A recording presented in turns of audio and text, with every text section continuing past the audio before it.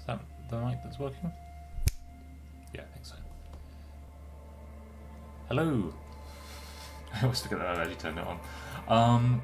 We're going back to Disco Elysium, the game that makes me cry. Lots of games make me cry.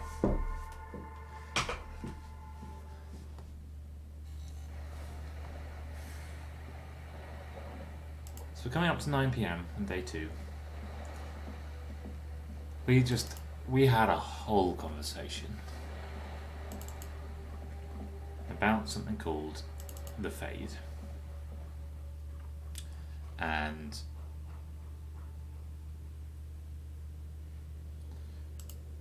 the Fade in this game is, well, I'll show you.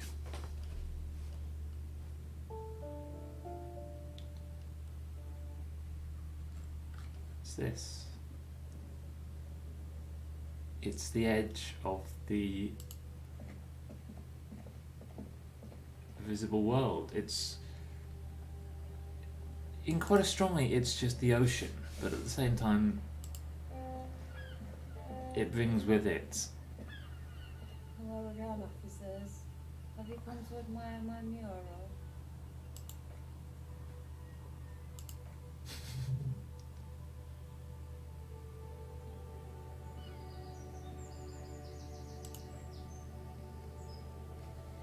Oh. I don't want to discredit a clearly only place to live.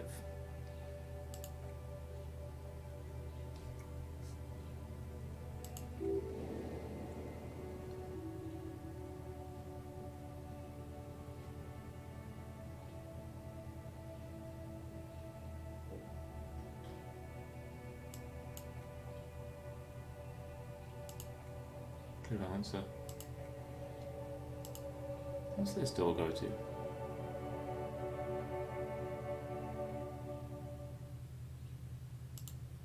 Oh, this is that column. That's her bedroom.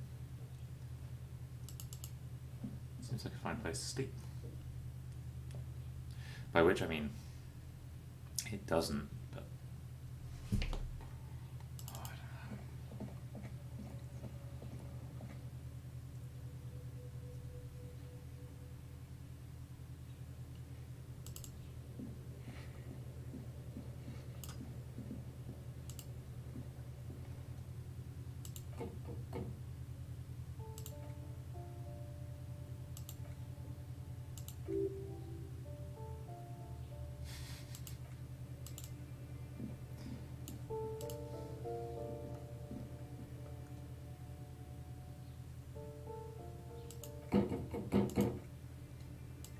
Wait, why am I so bad at that again? Because the padlock isn't in my hand.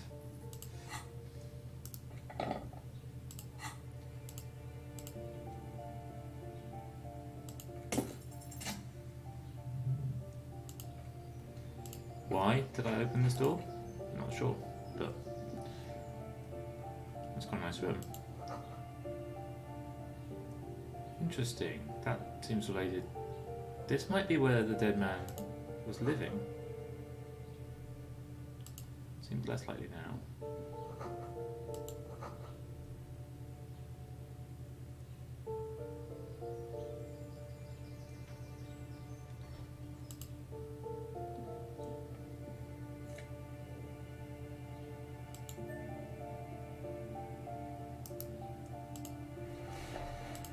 That's quite nice.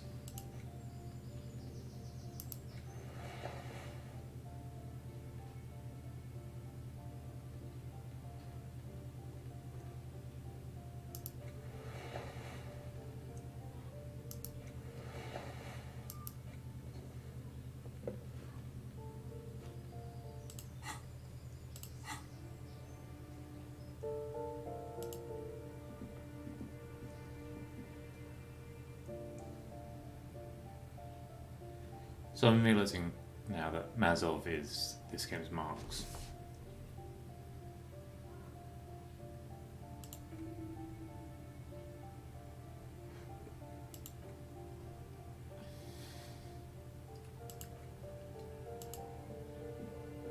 Can I close the door?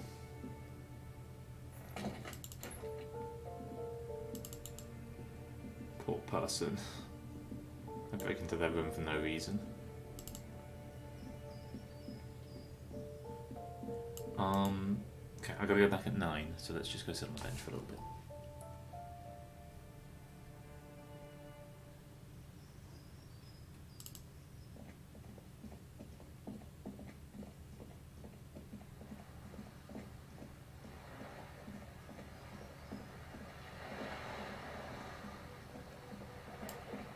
Is it on these benches? No. It is a quite specific bench that I am allowed to sit on.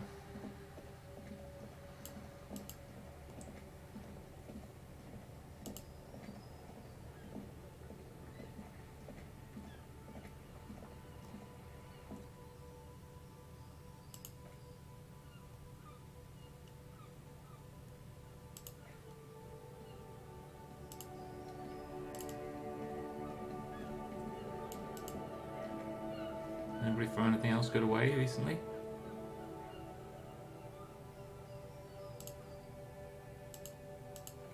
I have a white envelope.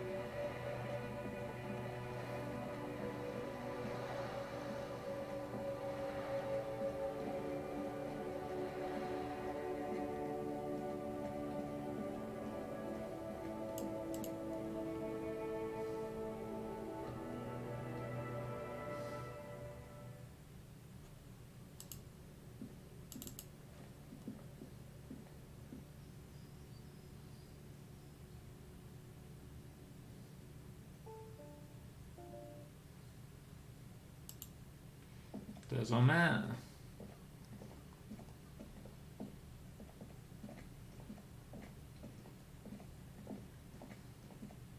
Gendarmerie, you found me.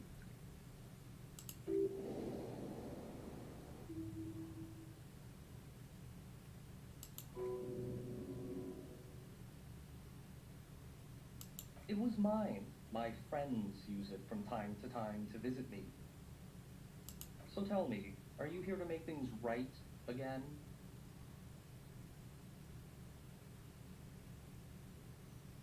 Beautiful. I have some good news for you. My Sunday friend is visiting me tonight. I told him about you, and he'd like to say hello. Step in. He's already waiting.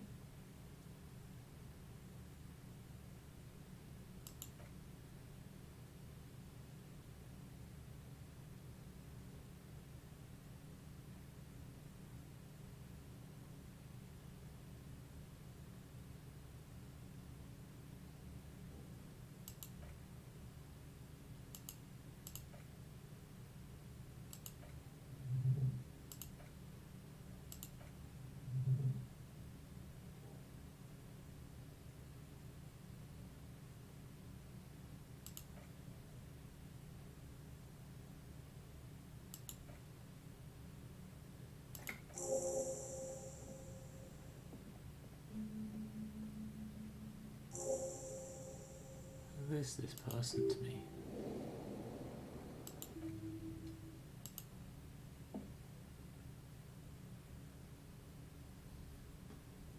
Am I about to get beaten up? I don't know.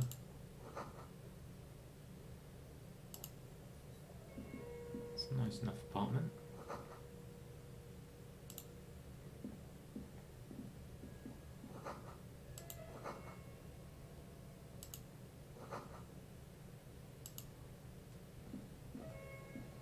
Officers of the Reversal Citizens Militia. My name is Charles Villedron. I am an official with the coalition government. I work for the Institute of Price Stability on assignment from Sir Leclerc. I heard you talking to my friend outside. Very good. Super. I'm here to assist you in any way possible. Ask me about the hanging. What an incredible way of speaking this man has.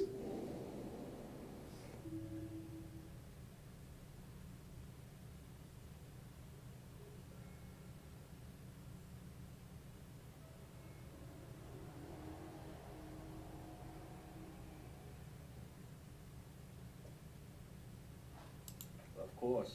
Let me just say, it has been an emotional week for me.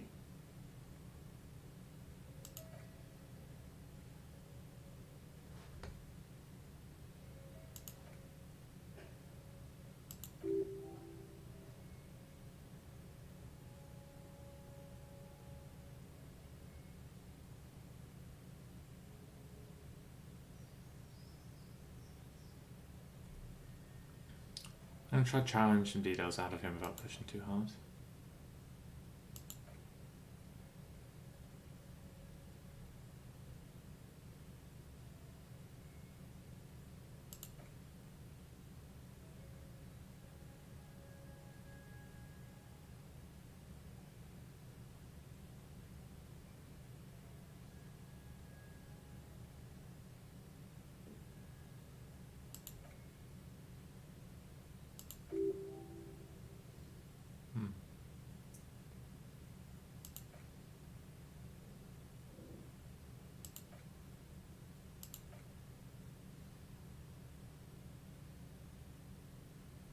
They were threatening to kill the man, but I think the man was unconscious.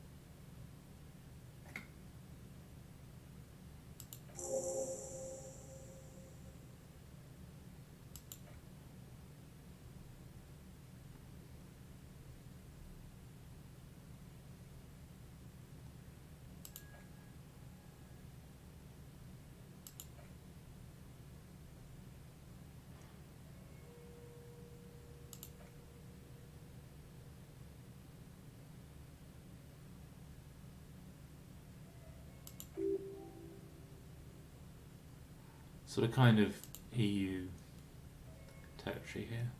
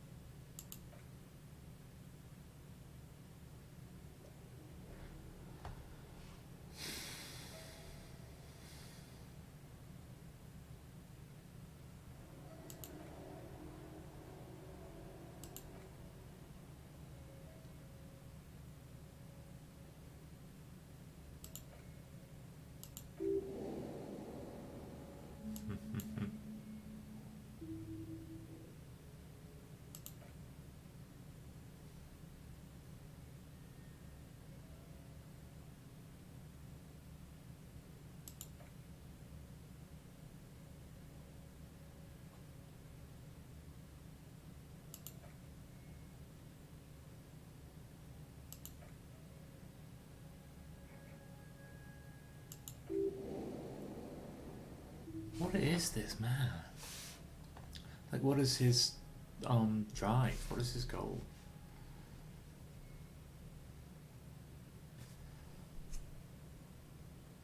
No, I can't get that down anymore.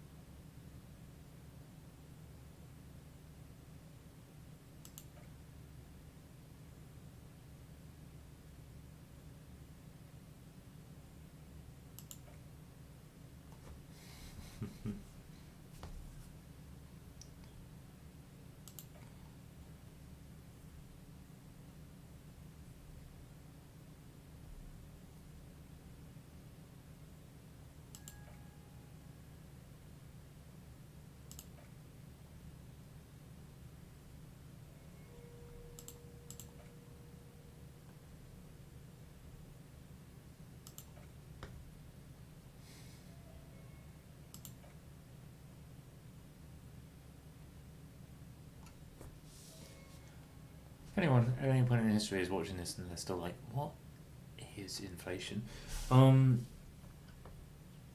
It's relatively healthy for currency to devalue slightly over time.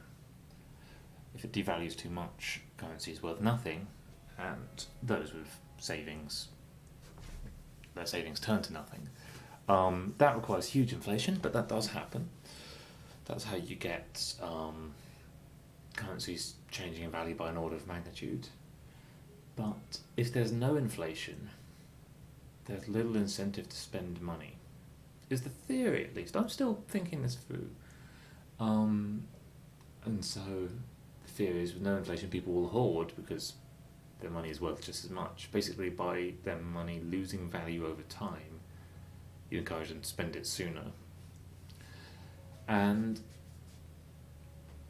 some people, like this man, will say these things like they're very simple. Like, it is simply good for the money to be spent. It will simply help build the general good. I encourage everyone to think about it for themselves. Shocking, unlike me.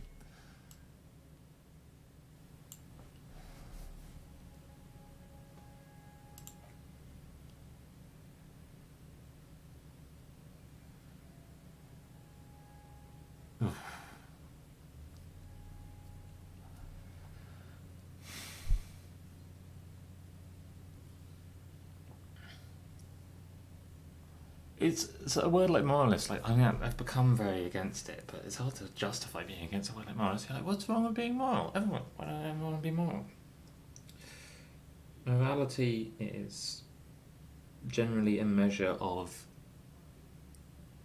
normalcy, of lack of deviance, and thus is a privilege given to those who can afford not to be deviant.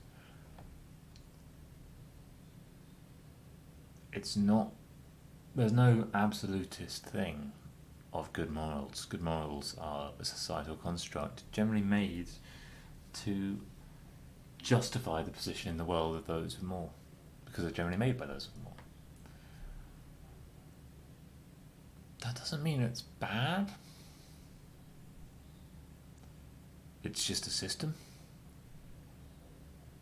It's not as good as some people kind of like to believe it is. Like, some people live and die by morality. A lot of people think that we should all have good morals.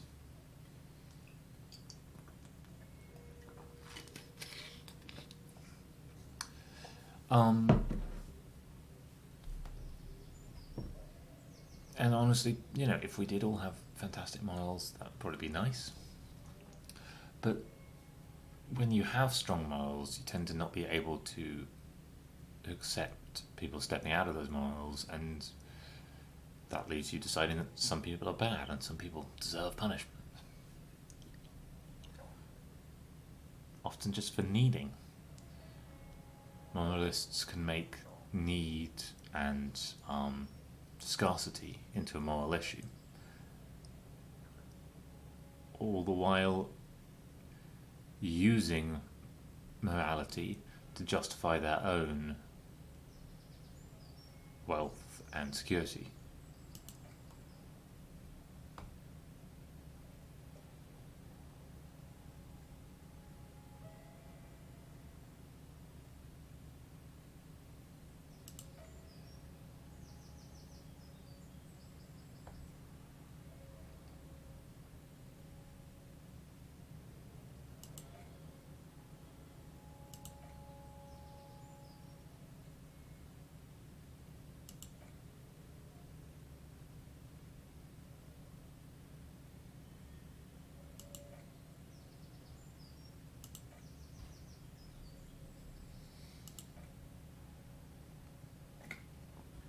Moralists will also push for things like saying that democracy is kind of transcendentally the best form of governance, that there can be no positive governance that isn't democratic. That's quite a hard line, but hard line moralism is actually relatively common, because Moralism is what a lot of us pick up in the course of our education. Like, it's if you watch children's TV, most of it is relatively kind of low-level, basic moralist. That's not always true. Like, if you're watching this on Twitch, you may be wondering what the name of the channel means, and it's a reference to Adventure Time, which is a show that I don't think is moralising at all. I think it's constantly pragmatic and relativist, and has meant a lot to me. But if you go back and watch, any of the TV shows of the 90s, you'll find them full of these kind of like, it's important to do the right thing. You should never lie, and you should always help those in need. There's a wonderful moment in the game Knights of the Old Republic 2, where you pick up a companion. I can't remember what her name is, but she's an old... it's a game in the Star Wars universe. She's an old person. I don't know if at the time you know if she's a Jedi or not. I don't know if she is a Jedi or not. I don't know. Deep Star Wars nomenclature. But she starts travelling with you, and she's clearly very kind of knowledgeable about the world. And at one point, I remember someone comes up to you and asks you for money.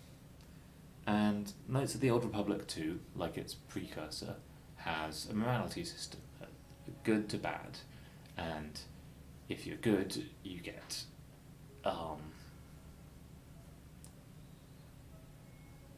access to special powers for good people, and if you're bad, you get access to special powers for bad people. And I think you even get like a saintly glow around you if you're good, or crisscrossing veins on your face if you're bad. This was really common trope in games in 2000s. Slightly less now, like, I hope. I think it is still in there, this kind of moral choice that you make. The Mass Effect games also, which obviously are following on from Knights of the Old Republic, have this in a big way. And most people tend to go good. The vast majority, actually. But in this moment, this homeless person comes up to you and they say, please, I'm starving, give me some money, and you're like, I know how this works. I have 8,000 coins in my pocket, I can give them 100 and I'll get some free good points. Go me. So you say yes, give them a little bit of money. And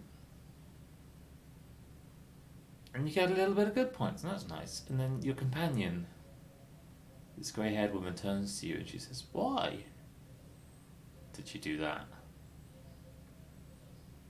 And she makes the case that, and I'm not saying that she's right, but I think it is the only time I've been confronted with this kind of thing in a game. She makes the case to you that, was that a moral act?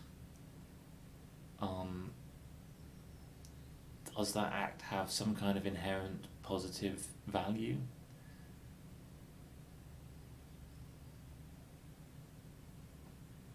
I never finished that game. I should go back and replay it, because it gets deeper and deeper into questions of, like,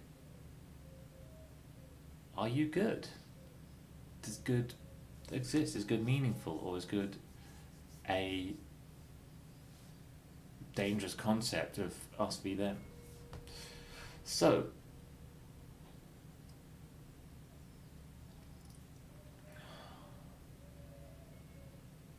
I do believe this. I'm going to say this.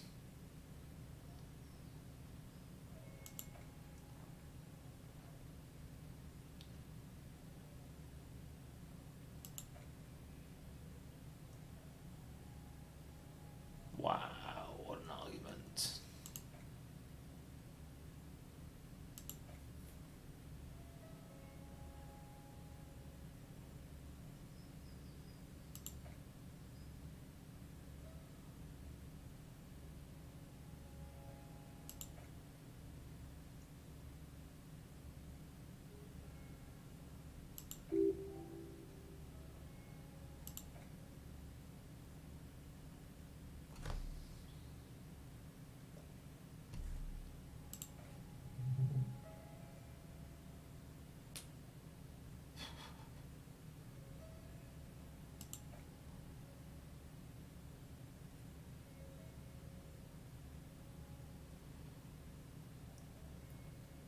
So we've got a kind of Franco-Germany and Low Countries, just going off the description so far.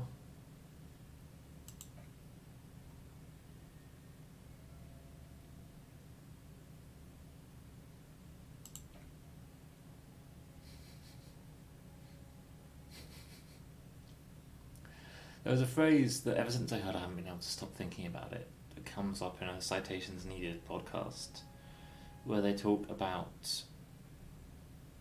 I was quite conflicted when I first heard this because I did, and actually after thinking about it, I think I still do, have a lot of goodwill for this person. They talk about a certain kind of economist and geographer that they term, and this phrase was so good that I couldn't forget it, a public school sociopath.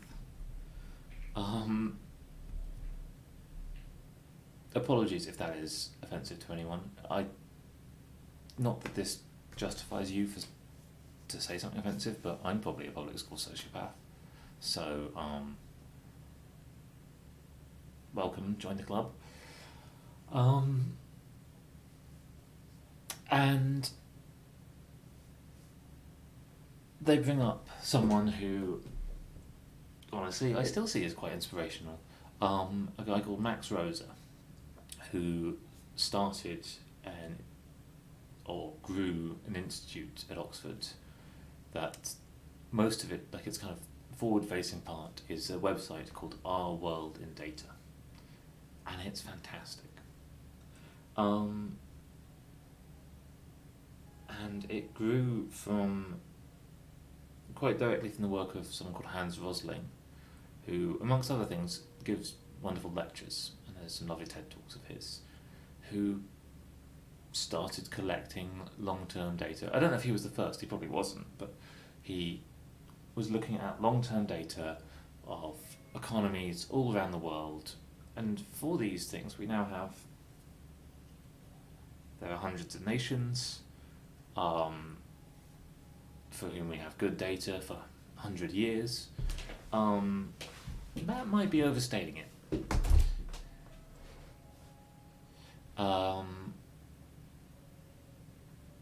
Dozens for whom we have good data from dozens of years, maybe. And that data shows some things I think are really true and important to consider. Things like our concept of first, second and third world, if we think about it at all, has become more and more obsolete. Like right now, there are some regions that are there's still kind of overriding poverty, but other regions which were in the developing world, even when I was going through school, they were kind of termed like this, have comparable or even greater prosperity than the Western world. You know what? I've got no viewers. I can do my podcast. I can talk about why. Let's finish the story about public school sociopaths first, and then I'll talk about where value comes from.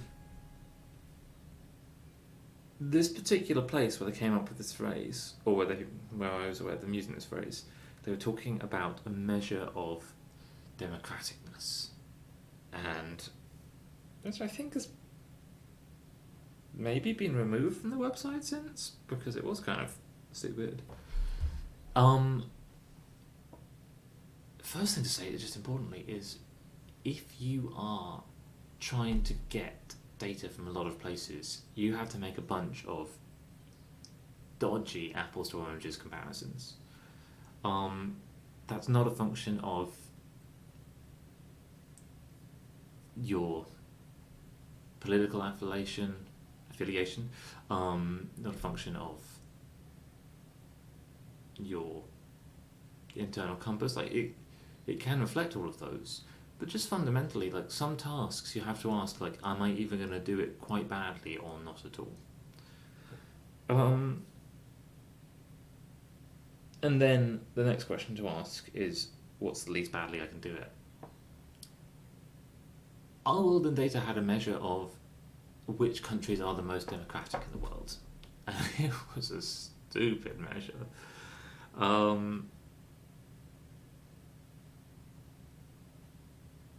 I don't think it was their original data. I don't know. I never know how much I should be defending or not defending these. But that's kind of, I think, where the phrase really hit home, because there is sort of so much of their data is data about stuff like GDP, Gini coefficients, life expectancies, and literacy percentages. And if you look at these, the world is getting a lot better and has been getting a lot better, and it's really fascinating and important to have a fair grasp of this. I still have plenty of friends who kind of think of places like China as growing economies, and they're not. China is...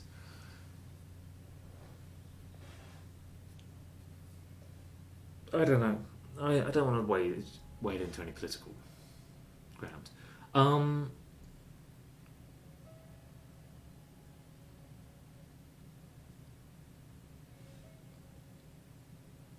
But there is this view that is kind of peak liberal. I'm going to call it ultra-liberalism. I'm going to start calling it ultra-liberalism, where a fair measure of success and fairness in the world is GDP, and that it's the duty of those with wealth to uplift those without to a state of having comparable wealth. This is there's a YouTube channel that I watch sometimes called Economics Explained, and they recently had a video about Cuba, and it's amazing. I kind of recommend it. It's Economics Explained seems to be a Australian guy, probably very well intentioned, talking about economics over stock footage. A lot of what he's saying is really interesting. Most of what he's saying is well based in fact. Arguably, all of what he's saying, I'm not trying to make a claim that he's wrong about anything. He just...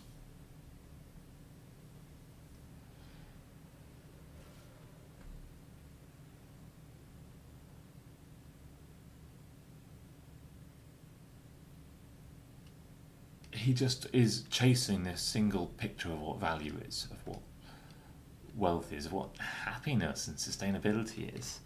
And he's willing to admit, as I think any ultra-liberal will be, that something like the US is not a prime example of some liberal paradise.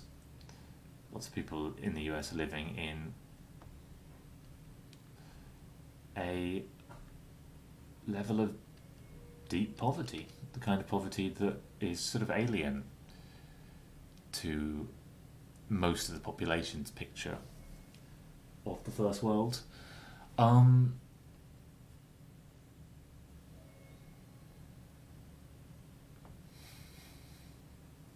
it's a view where you say, if the wheels of commerce are not greased and turning, the country is failing. It's almost measuring success of a nation, of a government, in how many iPhones they can produce and buy.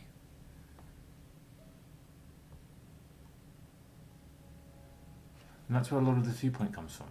And now, change tack very slightly. I want to talk about where wealth comes from. I have theories. Capitalism is a pyramid scheme. I say stuff like that and I'm like, oh, do I just sound like a rabid leftist? Like, I'm not even necessarily saying that there's anything about it. I'm just saying that I think we should own up to this and be more socialist. You can keep your working for capital. Just provide for everyone.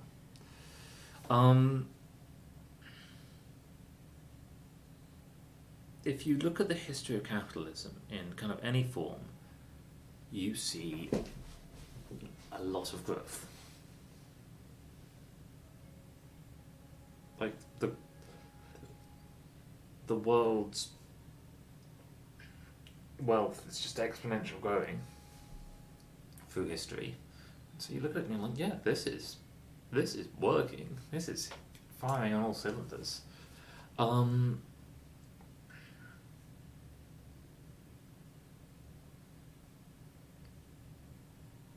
But what is that?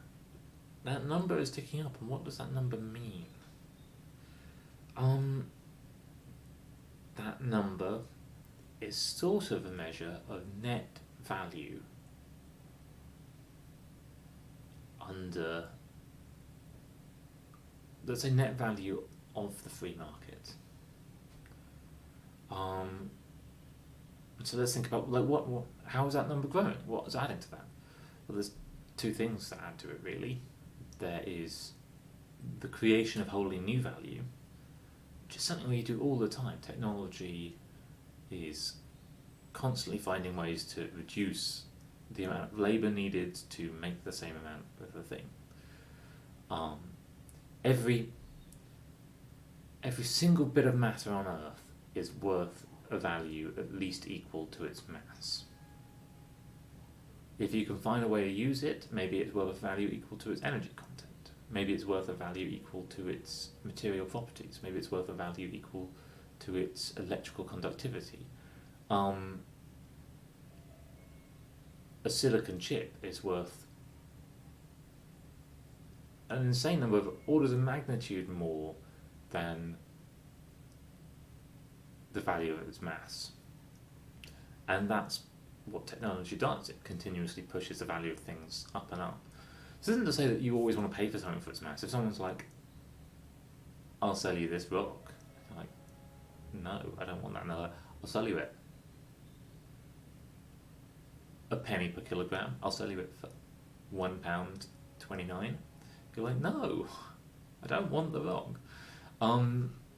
This is where the picture of like something is worth what people are willing to pay for it comes from. We'll come back to that. We'll come back to the worth. Like, there is an inescapable value of this rock. I don't necessarily want it. Someone might. There's a good example of that. All around the UK, they've put in really ugly, I'm sure necessary, but really ugly barriers to stop people being able to drive cars through tourist areas. As in to try and, as a terrorist act, mow people down. And I just wish they'd just gone to the coast and picked up some large boulders and done the same with them. Would have been much nicer. Would have been a bit of communication between the nation and its oceans. So you can increase, I don't know what, I'm doing all hand things. I probably should be writing this on screen, but effort. You can increase the value of stuff you already have, or you can bring new stuff into the free market. And how do you do that? You get more of the world's land area, basically, invested in the free market.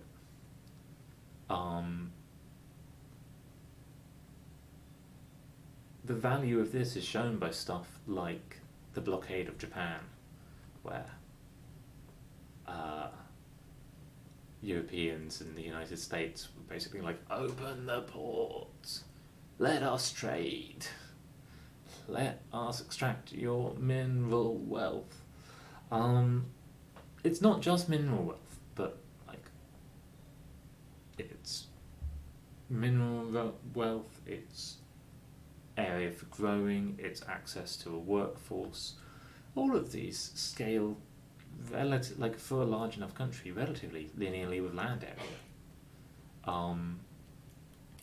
It does really depend, like it depends on latitude, longitude, depends on climate. Russian land area is worth less in terms of growable land and workforce than Chinese land area. China is a more palatable climate for growing and living. Not all of it. Some bits of China are very cold, very hot, but a lot of Russia is very cold.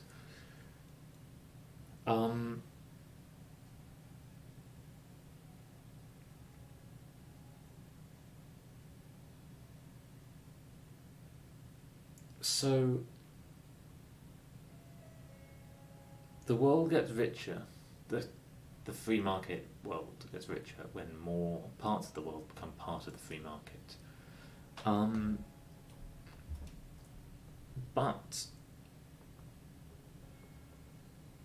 free market capitalism operates in I've already called it a pyramid scheme, let's use nicer words this time. It operates in a fraternal agreement where a country like, let's say, to use an example, Great Britain says, hey guys, I see you're thinking that you probably have quite a lot of gold in this region.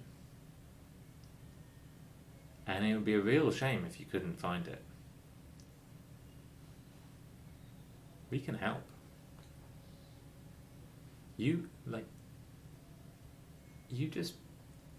We'll do all, it's easy, we're good at it, we can find it. We do the difficult work, and we'll just take a little bit, we'll set up a little kind of trading house or something, maybe we can even sort out the actual trades, we can, if you get the gold, we get great prices, we know how to do all that. We have all this knowledge and we can guide you through it, and we'll just take a little bit off the top, pay our fees, that's about it. And so when a region is brought into the free market, it tends to be brought in with a bunch of parasites. And those parasites are nations further developed in the free market.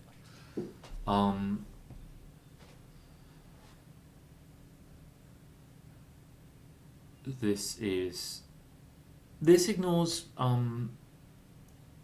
any military or cultural subjugation, which goes hand in hand with all these things. But let's step away from that for a bit, because I think the ultra-liberal view is absolutely no military or cultural, well, maybe cultural, absolutely no military intervention, but capital intervention is fine. It's uplifting these nations.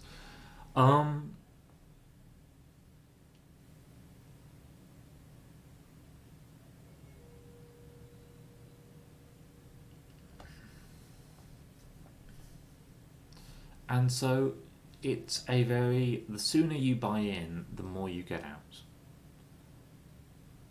That's pretty much universal rule of capitalism. That's how the stock market works, for example. Stocks go up in price when you're now no longer on camera when coming up the stairs. Just here to announce that I caught a blue marlin. That's actually kind of amazing, well done.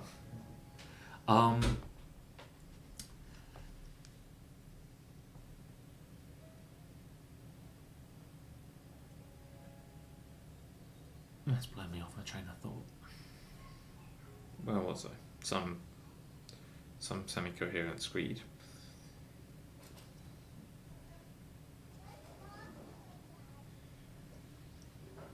Oh yeah, this is how the stock market really behaves. Stocks are priced based on who's buying them, so the more people buy them, the price goes up. This isn't the only thing, they do also represent the underlying value of the company, but the underlying value of the company is not a known number.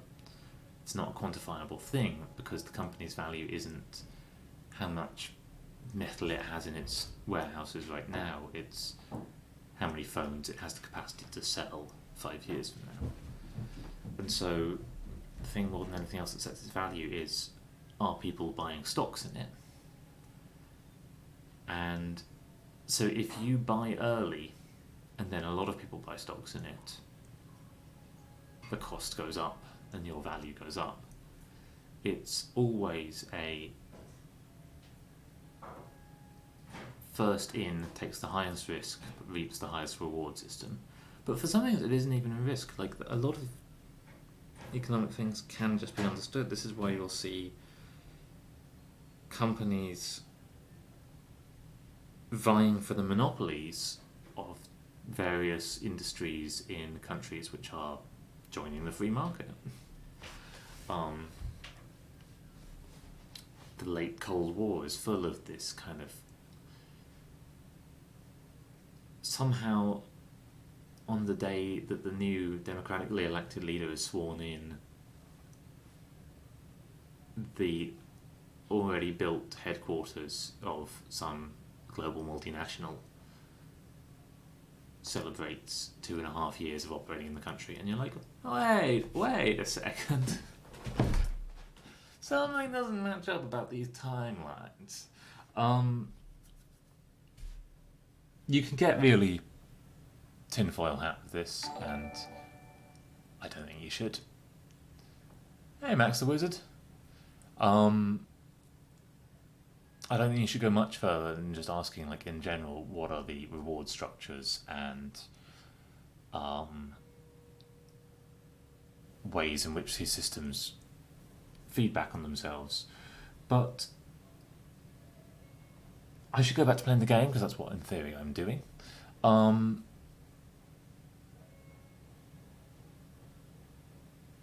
This is, I think, my attempt at summing up what this person believes. They believe that creating value creates value, that creating monetary value leads into general humanist value, which is not completely false. Like, when a country is well below the poverty line, creating a lot of value there does tend to bring people out of poverty. It tends to give people the ability to attend universities and things like that. What then often happens is that value saturates because it's a pyramid scheme, and though the country's wealth probably does keep increasing, like GDP does keep going up, the actual like power and self-determination it has don't necessarily. They have a lot of capacity to. This is a noisy system. It's a chaotic system. Some nations and some groups make fantastic use of the free market for really good purposes. But the one group of people who's pretty much guaranteed to win, as long as the diagonal line keeps going up, is those who are there first. And in that case, it's Sir Leclerc and Orange. Notice how acting as an engine for change in the international community is now a business that can support one of the wealthiest nations in the world.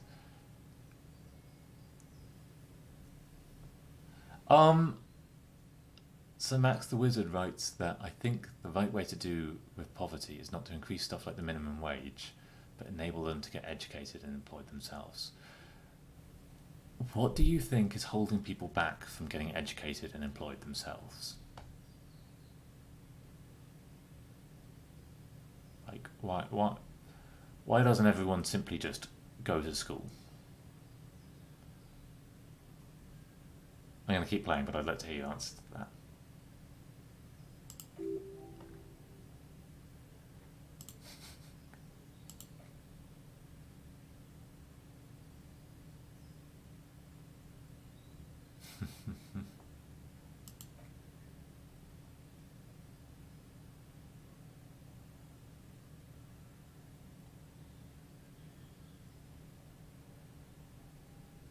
Ultraliberalism also is fine with like relative forms of interventionism. You think the government has too much business restrictions?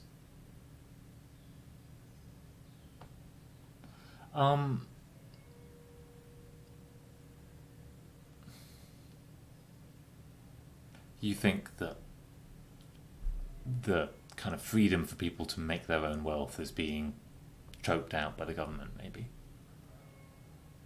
This isn't at all me saying that I agree or disagree. I'm just kind of trying to understand like your viewpoint and how you've come to it. I don't know if epistemology is a word that you're familiar with, but epistemology is a kind of general term for the tools you use for making decisions and deciding things. So if you release government restrictions, if you soften the restrictions, then those most able to take advantage of that tend to be those who already have the most. There isn't actually that strong of a restriction on someone starting a small business in that I know of, and my knowledge is valuable in the UK, for example. Small businesses are not subject to too many legal precedents.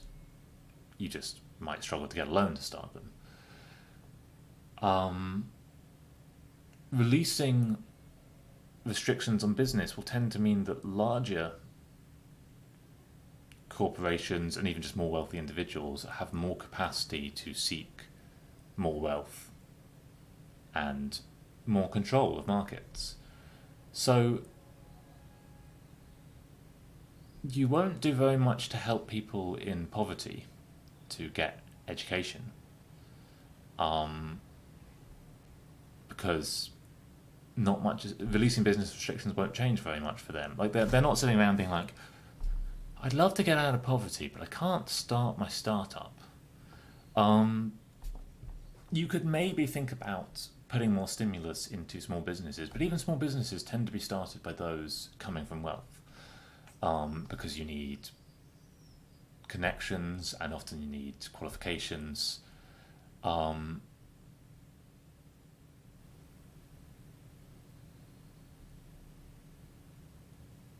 I think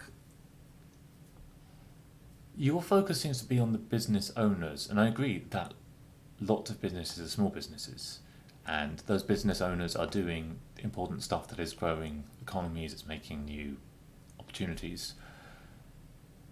If you own a business, you're probably not someone in kind of international development terms, someone in poverty. Some business owners will be. Some business owners will be just scraping by, but it's more likely that their employees are in poverty than the business owners themselves. And so if you're wondering how to help people make their way out of poverty, dangerous air quotes, I guess I'd say that maybe that's hitting the wrong place. I'm not saying that small business owners are big money and we should be increasing restrictions on them. I'm just saying that if you want to create the freedom for someone to go to university, like, so I'm in a university right now. I have been in university my entire adult life, and I was shocked to meet people I used to be at university. I was working at the university in New York, and to meet people who were the same stage in university as me, and who were constantly having to ask, "Can I actually justify doing this PhD, given that I'm not making any money to support my family?" And some could not. Some brilliant people were not able to finish their education because they were like, well, this is doing research in a subject I love is kind of a luxury that I cannot afford because I do not have enough familial wealth for it.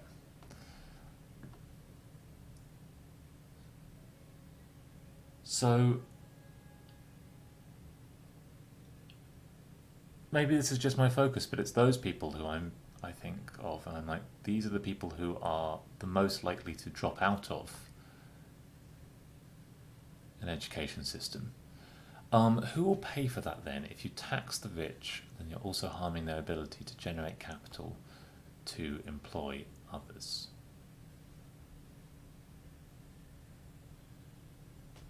So you're saying that, if we take half of the rich's money away, they can only pay their workers half as much. This is definitely true. This is a known thing. Sometimes when you increase taxes, wealthy businesses and corporations will use that as an excuse to drop wages or to seek more profitable labour tactics, which tend to be worse on the individuals who work for them.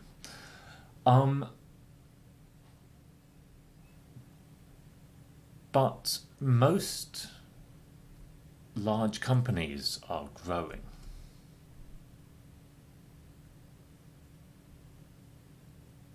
Not right now. Right now we're in a completely new economic time. But most companies grow, and that growth they then tend to feed back into themselves. We tax income-ish. We actually aren't very good at taxing income of corporations. But we don't tax growth. And so, like, some companies are doing okay. Again, this is more about the huge companies, multinationals, than about small businesses.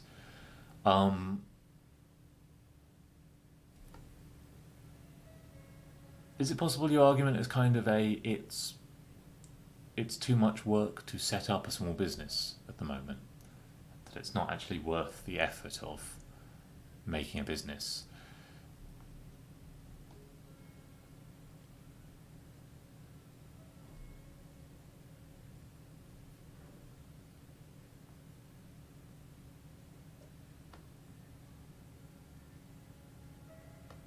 I don't know. So I was shocked. I don't know where you're writing from, but I was shocked also when I was living in the US, seeing the level of poverty that was in major US cities. And even worse in towns of mostly a demographic of poverty.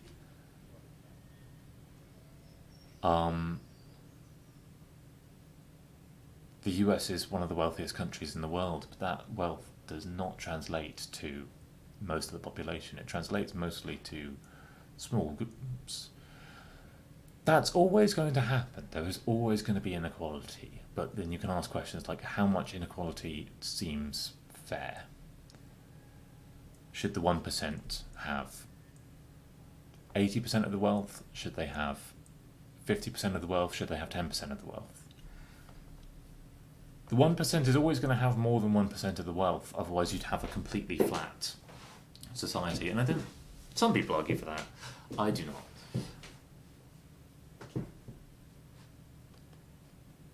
The government can only lower taxes and increase stimulus. If you're wanting a PhD, the professors who teach you need money. That money should come from nothing but your hard work. But are you saying that the professors should be paid by the actions of the students? Because that would suggest that a student isn't a student. They're not a person who learns. They're a person who works for a professor. And if that's the case, the goal of a university is not to innovate. It's not to create new scientific insight or technology. It's just to sustain itself like a business. I think if you structure universities like that, you'll find technological growth, which is one of the few places where we have kind of relatively solid year on year for centuries worldwide growth, will falter. The professor is working for you. That's why you need to pay them.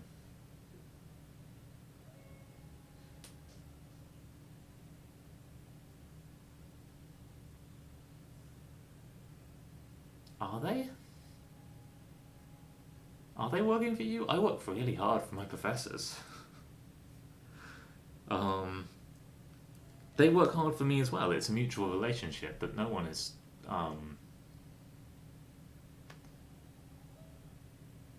you think that they need an incentive.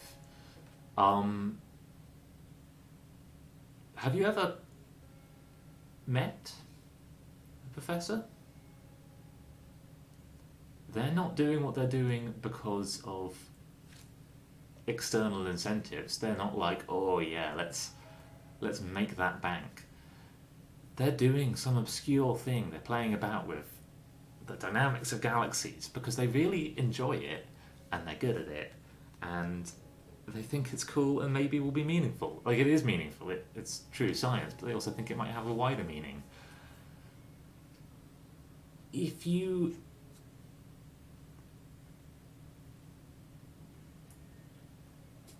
I don't know. I think this is a longer thought than we're going to manage to have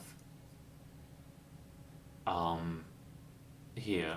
I think maybe you're finding my arguments are not what you want to be hearing. That's fair enough.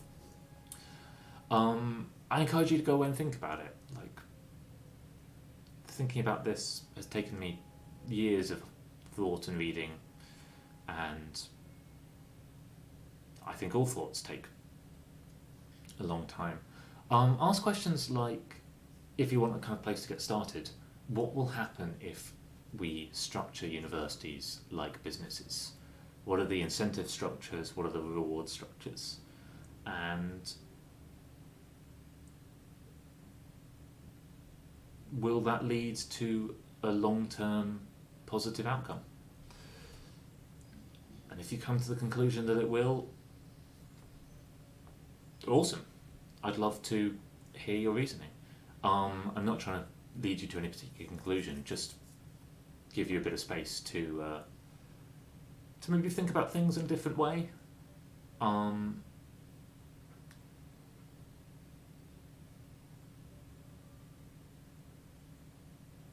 See the example of Texas and California. I don't think you can look at the United States for really any economic examples.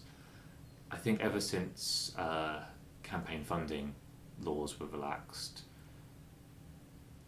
they're not behaving as democratic instruments anymore.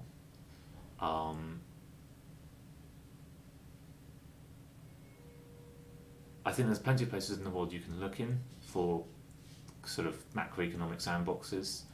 I recommend learning about the economies of Southeast Asia, South America,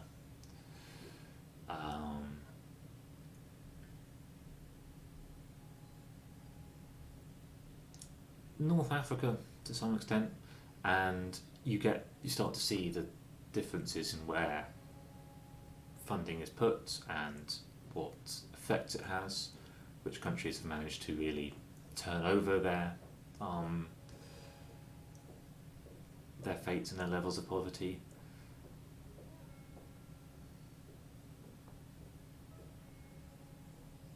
It's worth just thinking about. That's all I'm going to say. My feet are cold, so I'm going to go get some socks. So I can leave you to it for a sec.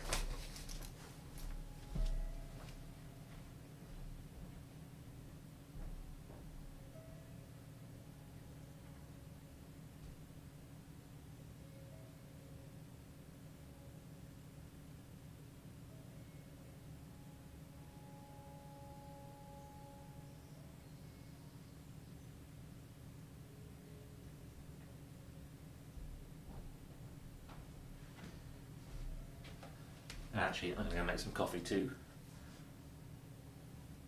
How do I justify my college tuition to the average taxpayer? That is a whole other question that I will answer when I get back.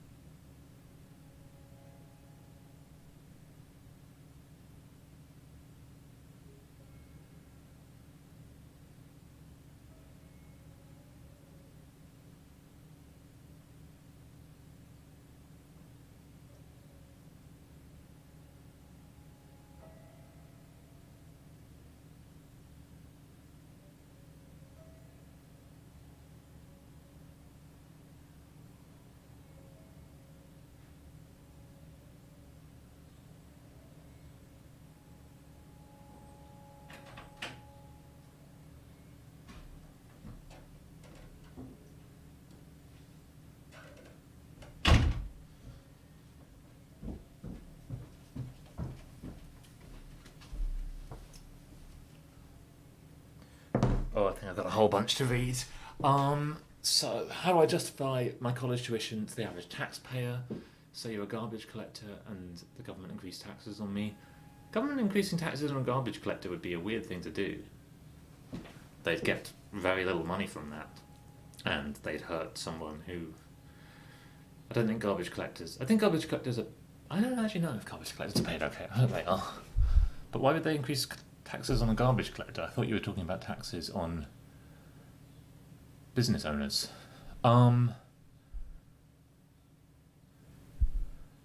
Oh, you think rich people work harder? Okay.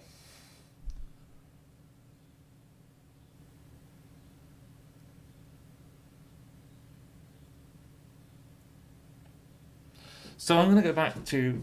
There's a whole bunch to unpack that. I'm going to go back to your question. At some point I'm going to go back to the game of why is my value justified?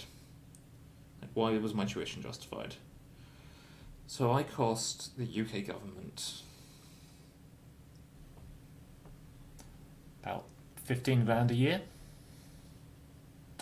I'm one of a few thousand people who have that cost. And that number isn't... That's not their kind of charitable donation. They've basically done the calculation. They've said, okay, 1,000 people, 15 grand a year. Maybe half of them will learn a bunch about science and then go and do something else. Maybe a third of them will go become teachers and engineers and contribute to our society, and maybe a sixth of them will go and become very, very wealthy. I've no idea where those boundaries actually lie, but basically they've done a value calculation. They've been like, it's worth educating people. Educated populaces have more capacity to educate more of the populace, and educated populaces tend to create more wealth. As long as there is work for an educated populace, which in the UK right now there's not really a lack of. There is a lack of jobs for young graduates, but that's not the same as saying that there isn't work for educated people. You think rich people's capital came from labour? Interesting. Do you think they do more labour?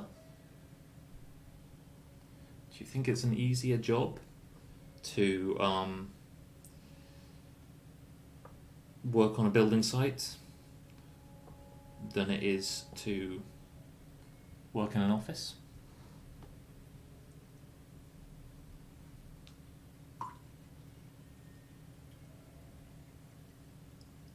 Most people's wealth comes from their wealth. Depending on like how much wealth you have accessible to often defines how much wealth you will have accessible to you. If you have enough wealth as a young person to go to a very fine school, well, it's more familial wealth, but if you have that, then you're much more likely to get a higher paying job. Not necessarily a harder job, but a higher paying job. If you look at something like teachers.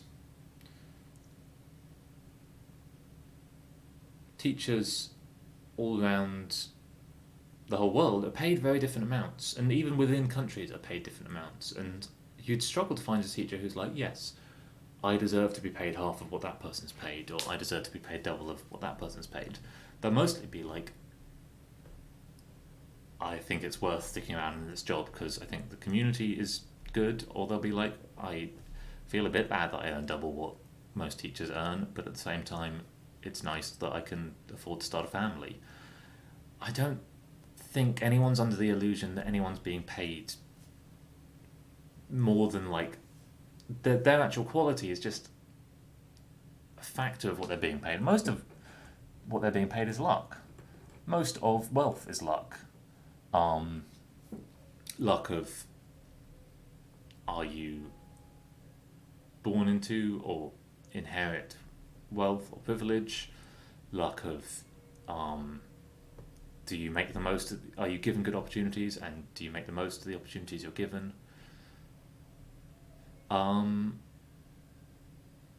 luck of, is there a global pandemic? And just when you had started a small business, did the entire world's economy shut down for 3 months?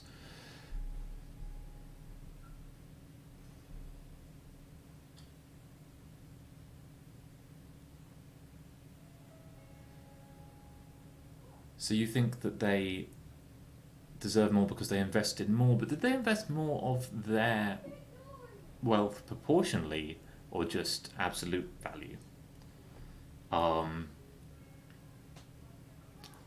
Lots of people, when starting some kind of work, actually have to put in their own value. Cab drivers often have to pay their own rental of the vehicle and are paid back by the company, for example. That's just one example. Like the global economy is so wide that you can find an example to make almost any point. So I probably shouldn't be doing kind of like here's an example. Also, it's so wide that you can almost always find a better example at that point. You seem to be really worried about small businesses going bankrupt. That is a good concern. Are small businesses going bankrupt? Maybe, would it be fair to say that you think that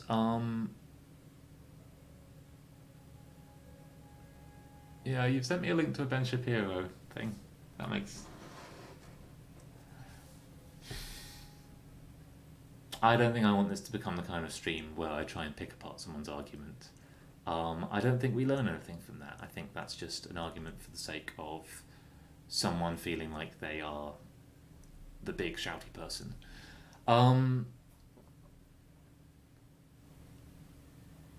Maybe I'll go and have a look at this at some point, but not on the stream, not in the middle of playing a game.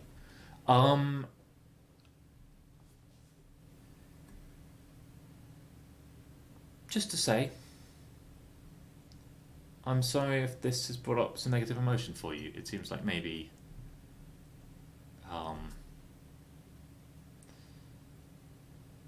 maybe you really want me to believe this for some reason. And probably the same is true of me.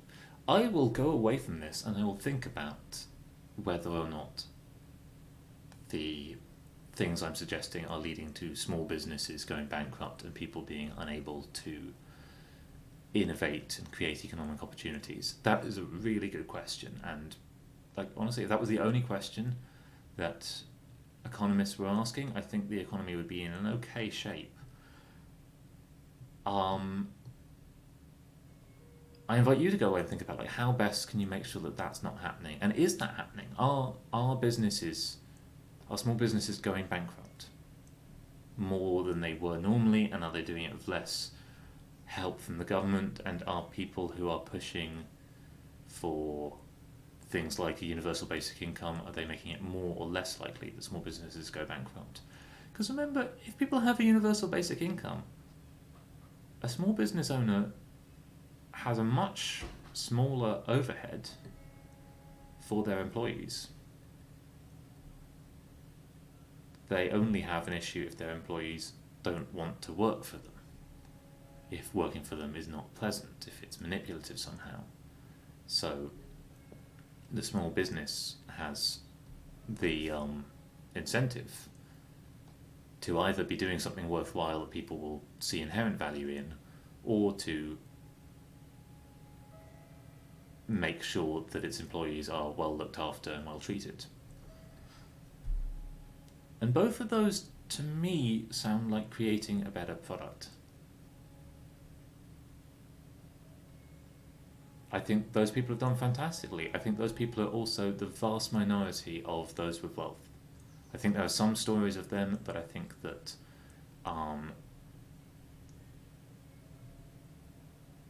did Jeff Bezos start from nothing? I'm going to look that up quickly.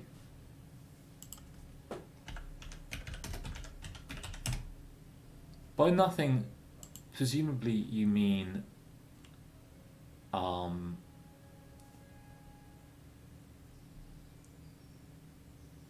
personal money. He went to Princeton. that's not started from nothing. Something like Princeton University. Princeton University, you don't have to have a certain amount of wealth to go to, but you do have to be moving in the right circles from about the right age. Was born in Albuquerque, raised in Houston and Miami.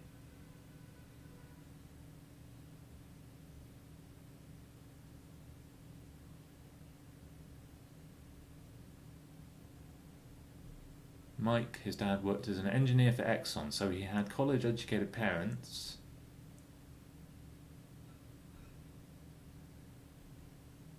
And although his parents got divorced, he seemed to have a stable family basically since that divorce.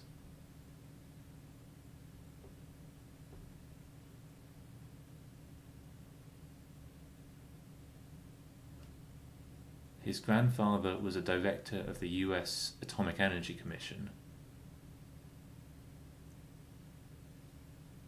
I think you and I have very different definitions of nothing.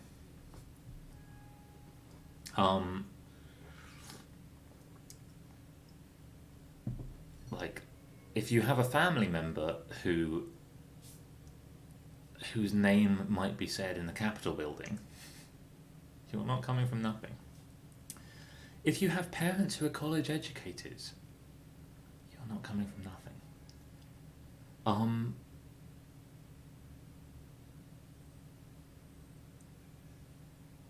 Jeff Bezos, I don't know if anyone can deserve $100 billion, but Jeff Bezos probably worked really hard, was and is probably very bright, probably made some great decisions in his time, and is almost certainly deserving of success. I don't think anyone who reaches that kind of like on top of success is not deserving of it. That doesn't mean that all people who are deserving of success find it.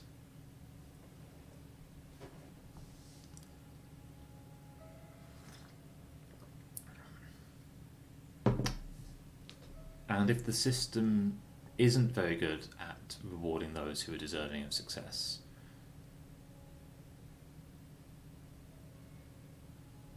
hey Lewis, how you doing? We're in a heated debate, although I think I'm about to go back to playing the game. So do you think that a free market would not enable people to accumulate wealth if they start from the bottom economic sections of society? It definitely would, but you are more able to accumulate wealth the more wealth you have.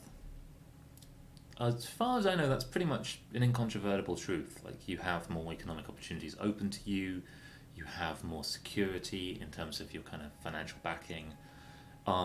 Yes, everyone is on the same playing field, but some people are much better equipped and trained for that playing field.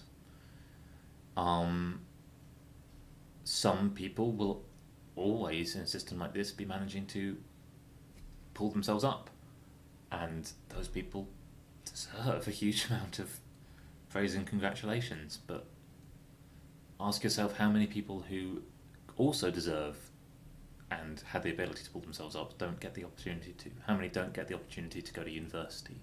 How many don't get the opportunity to do something like move to another part of the country, which is what most young graduates end up having to do in the modern job market.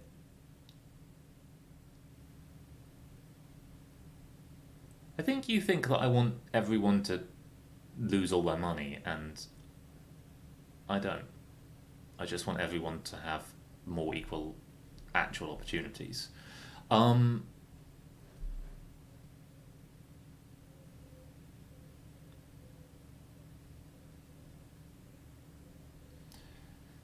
Oh, so you think I care about how much money you're making? You think I'm coming to get you.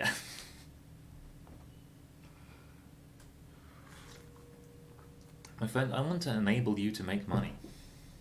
If that's what you so deeply desire, and if you have good ideas or you work hard for it, it's great if you can make money. You're more able to make money based on unless you happen to be above the median income, in which case, yeah, you might shift down a little bit.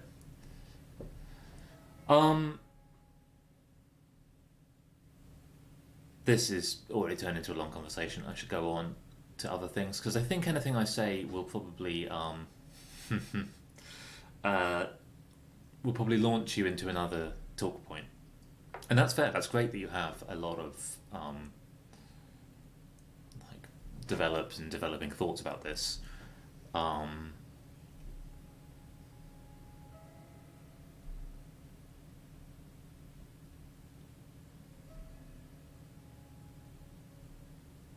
But dude, it's a Saturday morning and I want to play a game. I want to play a game and I want to talk to this nice moralist.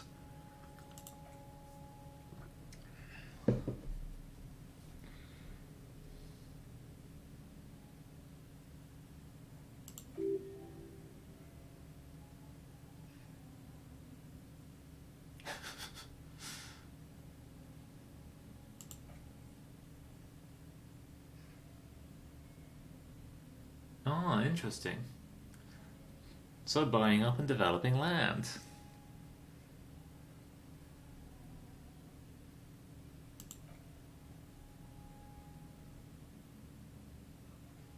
Oh, and retributive investment. Great.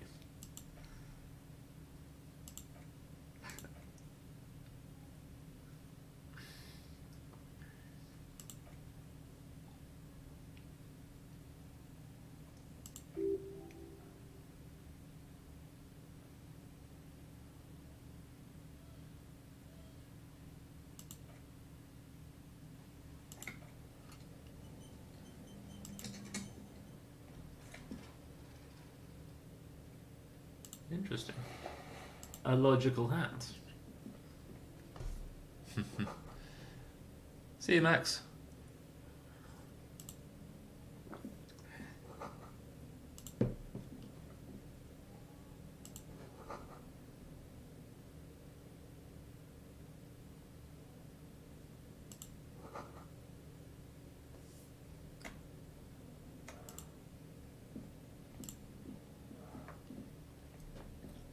Lewis, you asked how I was doing. I'm doing well. Ooh, ooh.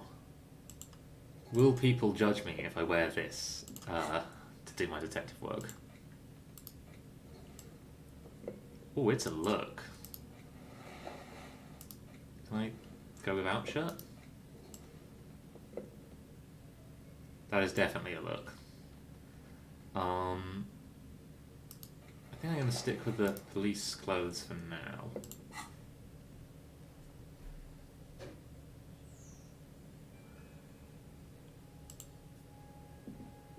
Was there anything else?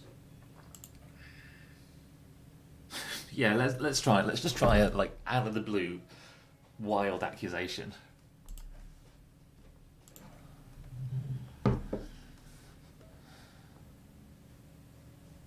Yeah, I don't like him. Let's like he's pretty secure in himself. I don't think he need to worry. I don't want to go too far. Yeah, for exactly that.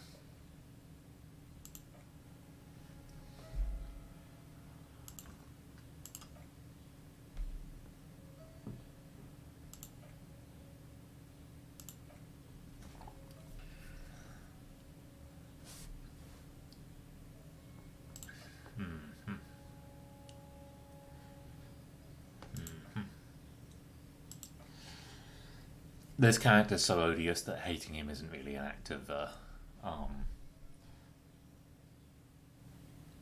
an act that deserves that takes much effort or is very hard to do.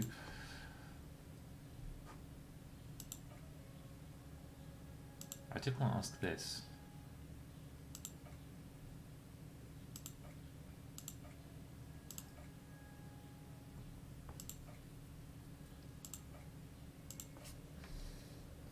Okay, so let's just check my journal.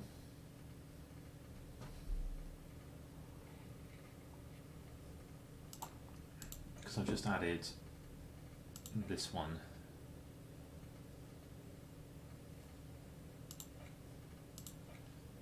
map.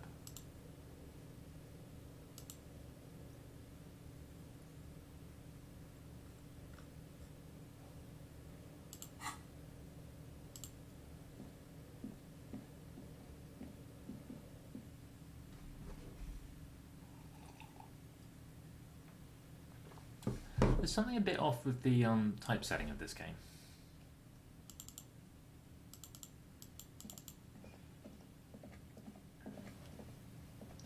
Right, I'm probably going to call it in game. I'm going to call it a day there. I'm going to carry on till tomorrow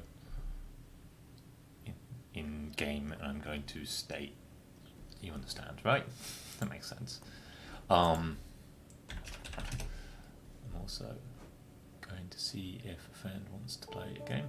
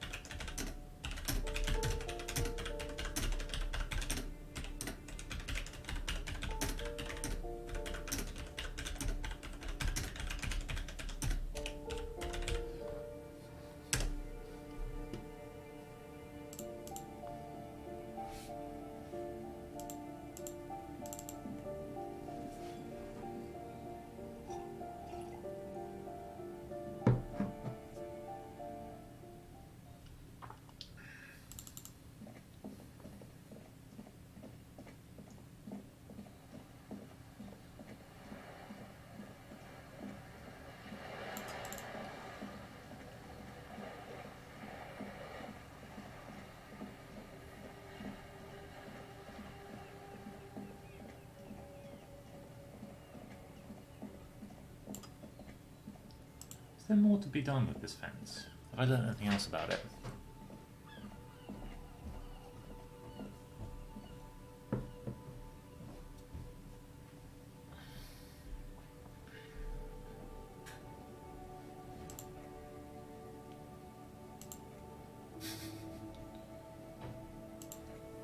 I got some experience.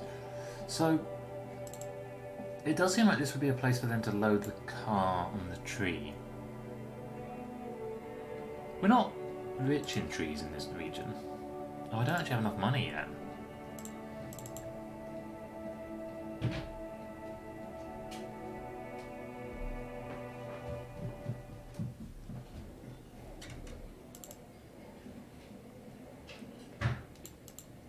Trying to give me some money, friend.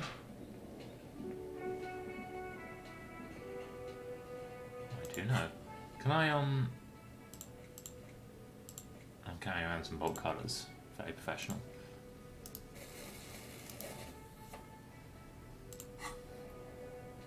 Can I pick up the bottles in here? No.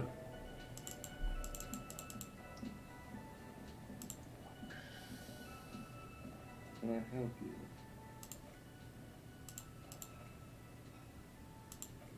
Am I not allowed to go to bed until I've got the 20 real? I don't even know where to get more real.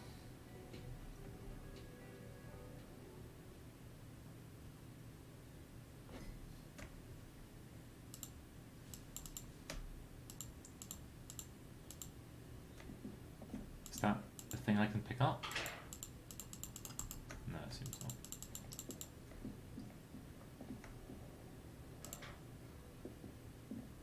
I also can't pick up this one. Do I have oh, is my door locked because I didn't pay?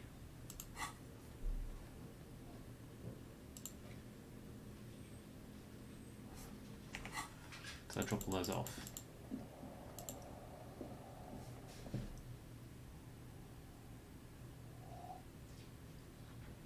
I guess I could go sell some stuff in the pawn shop. Nothing out here.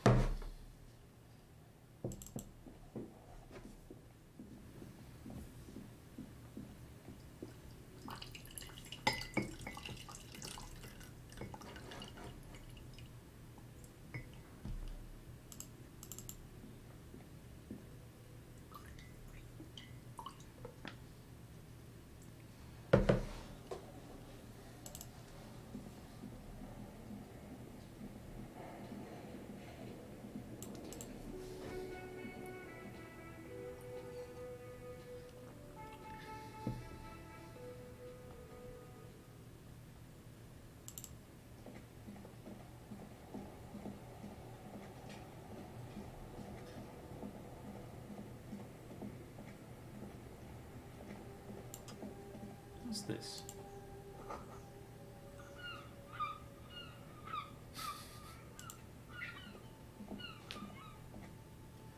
That's new. Wasn't there before.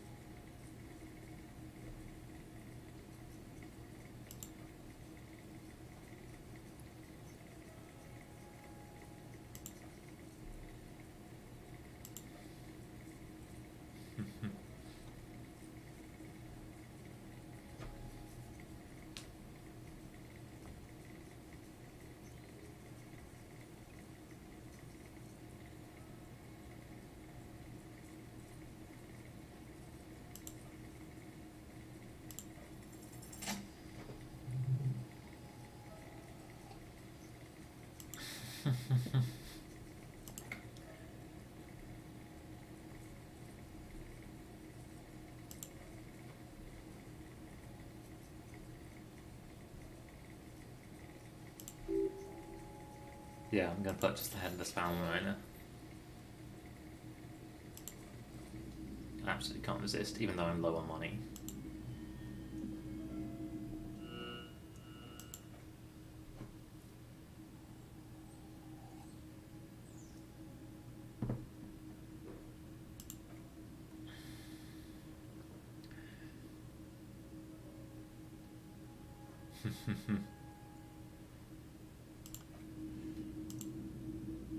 Anything else in this? No.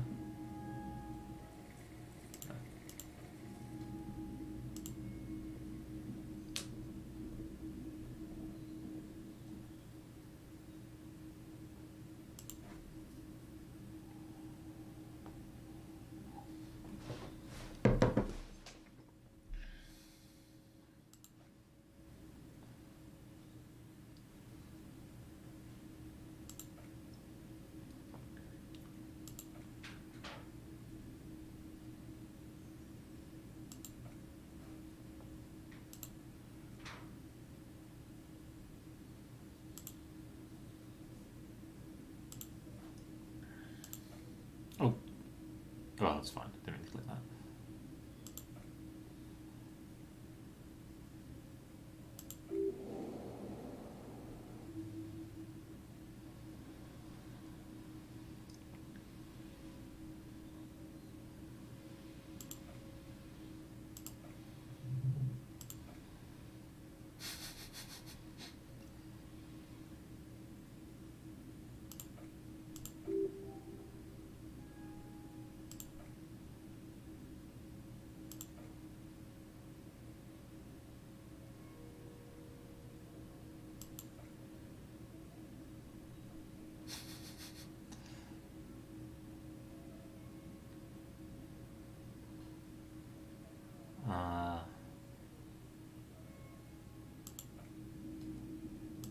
I can just keep on, like, wrecking my authority. Hello. Let me know if I can help you with anything.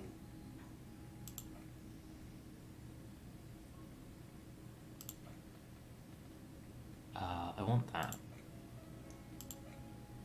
So wait, how much money do I have?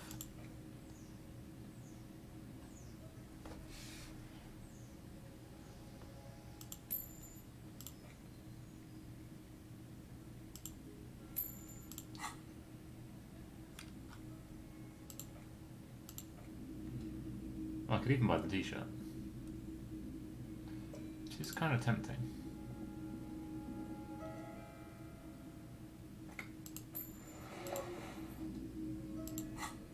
Plus, it's going to be a look with this. Yeah. What have I lost? I've gained a Shivers to authority. I've lost to Shivers, and an esprit de corps. And I've gained a drama in electrochemistry. What a look!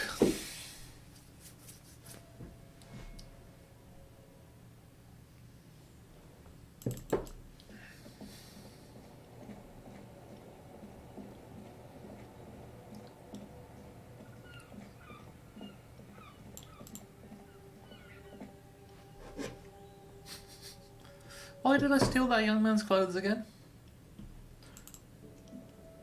Just seemed like the right thing to do at the time. Can I help you? Ugh, so much money. Oh, hello, dear. Not gonna mention my great outfit. Oh, fine, but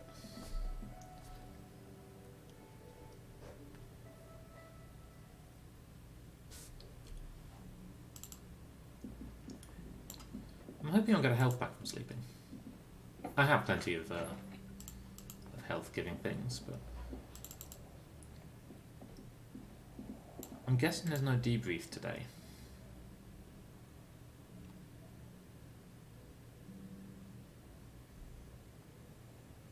No.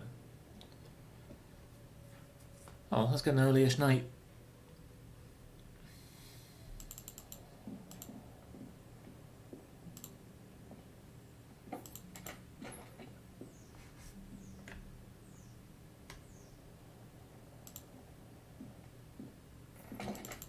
Could have another go at the sink, couldn't we?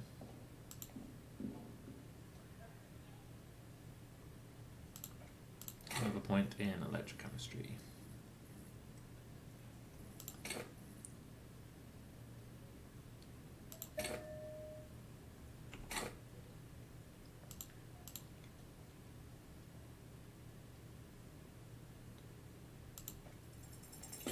No.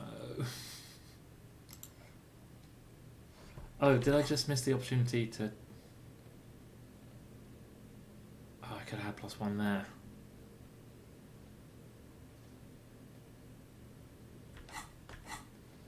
Do I want the hat? This is really a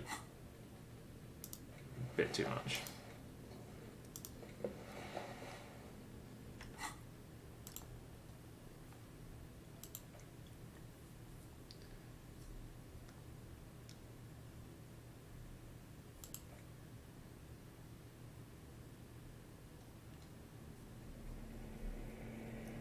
Here we are again, my broken bird. The waves are coming, carrying you away. But you can't go. No, you have to stay always half aware of yourself. You're not cooperating, brother man. It's your disgusting body. Even through your sleep you feel a vague discomfort suffusing it. Your belly and your sides are unpleasantly tender. This is probably because I'm not drinking. You could curl up into a fetal ball of safety. But you cannot because of the pain.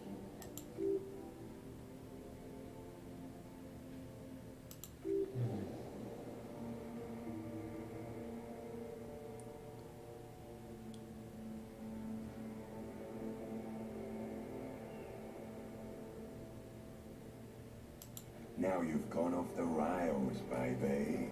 I love the voice of the reptilian brain. Here by the tracks, admiring the wreck around you. You just can't help it, looking at yourself. I love the fact that this game you can kind of crash out at any point and just give up on the case. Your accomplishment. You're just stuck here, in the half world. Could try looking at other people, really looking. But why would you want to start? Sure you do. They're all so friendly, aren't they?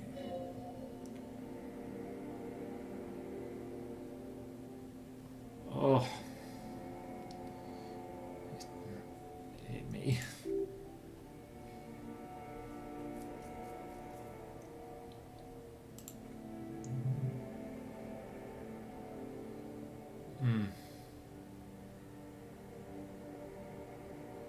What do you think you're doing right now? Coming to some greater awareness?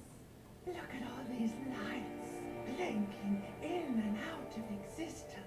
Thoughts. You're just pretending that you're asleep. I hate the limbic system. It's awful. Not mine. Sorry, limbic system. But it kind of wants to shame me for my own function. Let it. Let it. That seems fine, let's let it. But it never seems to let you go, does it? Time to rise and wipe that shining sweat off as best you can. There's some evidence. Your bearings.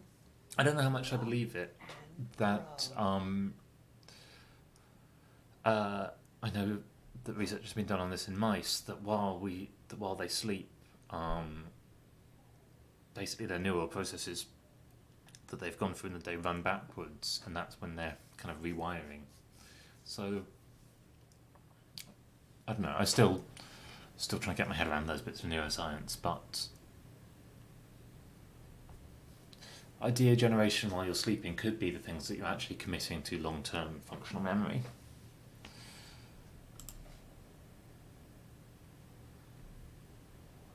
I'm such a floppy boy today.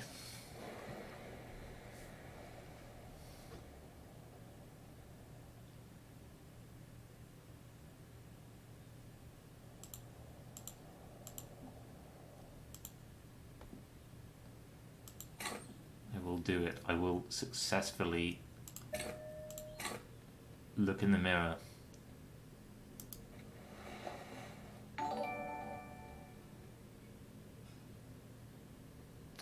Hey, Emmerich. Where are you joining us from?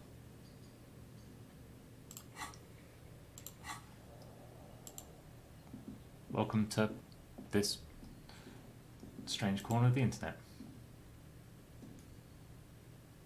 What do you mean? I should be... Yes!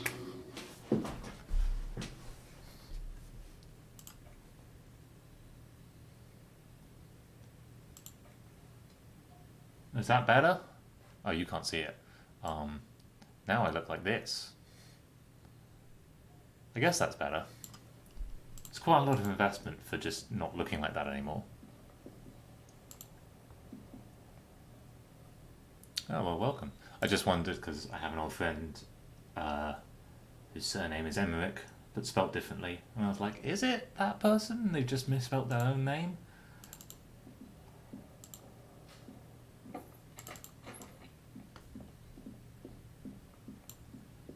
But no, I trust you to spell your own name correctly. I don't trust that person to spell their own name correctly. Oh, who are you? Lots of people. Oh, well, these are all cops. Let's go chat to Kim first. Yes?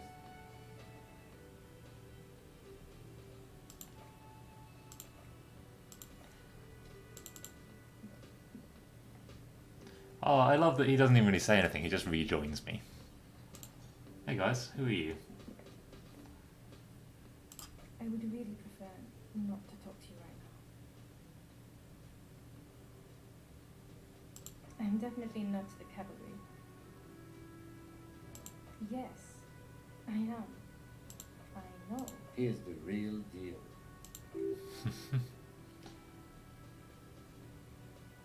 Oh, damn it. I don't know. I mean, why would I want to talk to you? No, you haven't wronged me. It's okay. Okay, fine. Let's talk. What's wrong?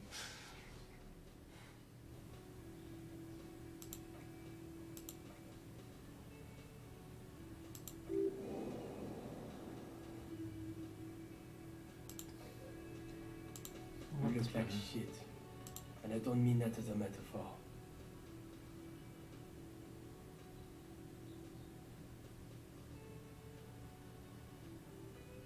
Back undercover? Well, as far as disguises go, Come on, John. It looks... it's not just this week. What do you want?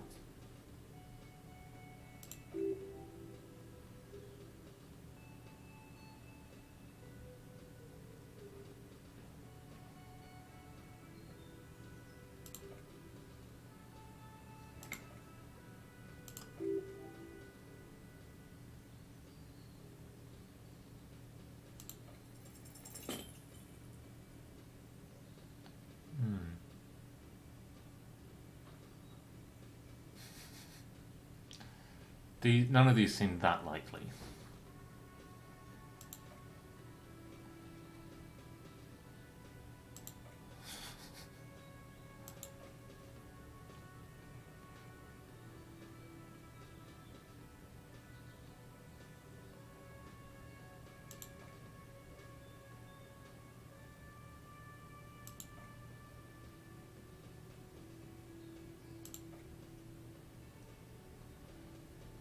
Am I American? No, I'm English.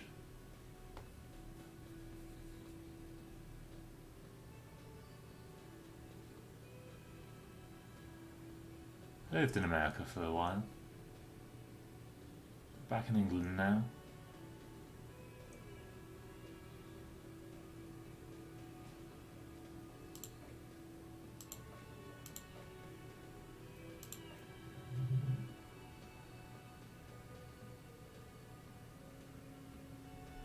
Let's try it. Let's like.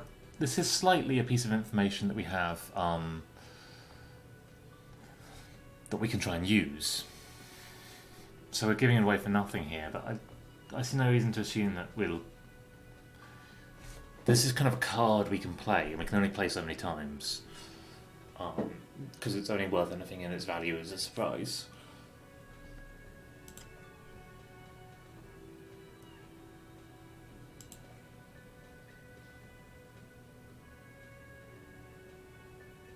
Come.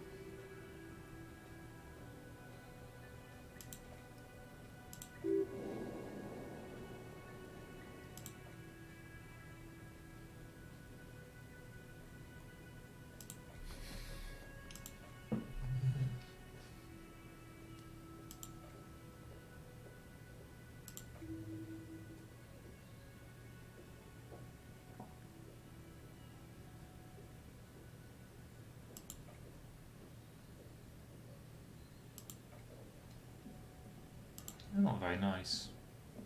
Oh, hello. Can I help you?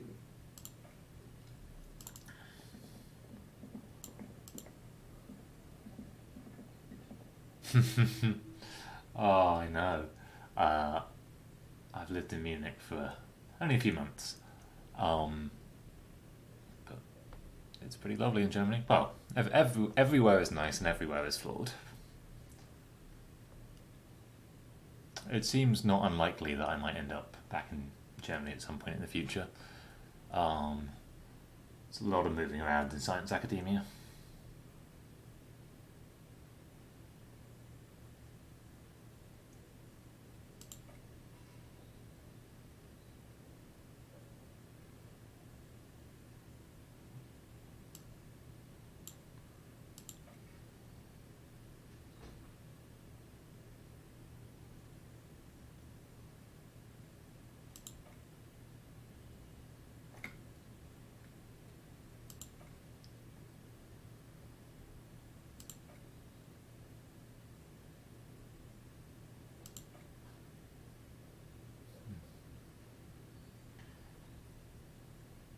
I'm just going to ask this. I don't think, as a detective, it's unfair to ask this. It is definitely a prying question, and I'm not going to push it.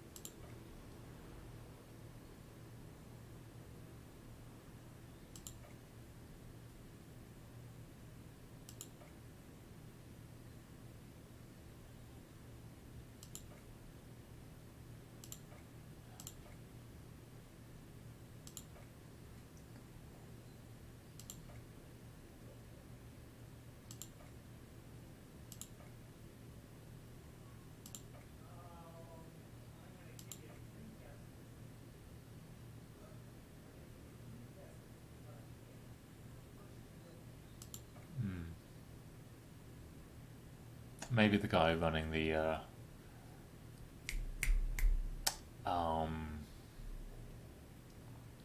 scams.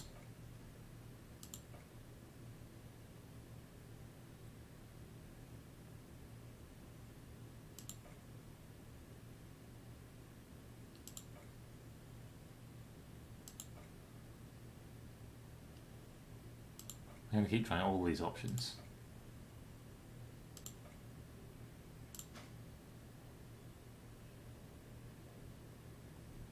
I don't think I have any composure things, so I may as well just try it. Nope.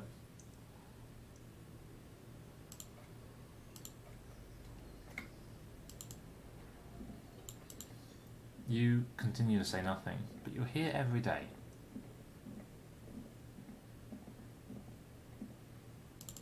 Just say that.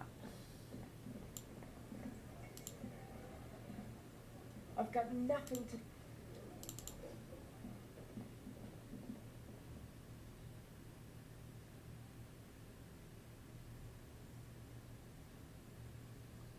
Are you excited to vote for the first time?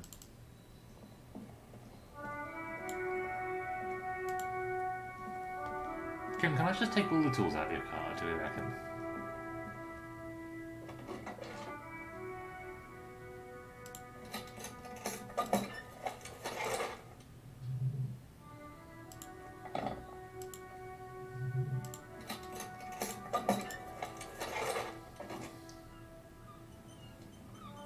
Yeah, he doesn't seem to mind.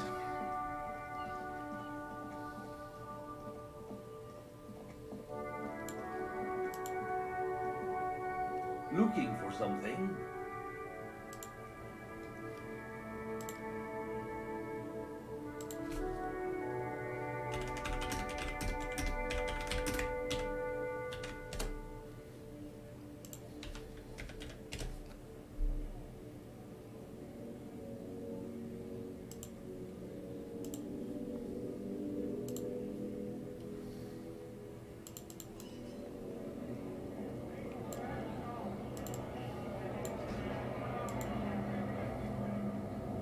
Right to work!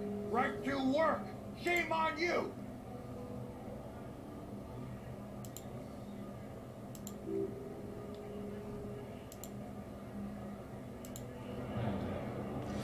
So, oh, the bridge should be open. Let's go have a look down there.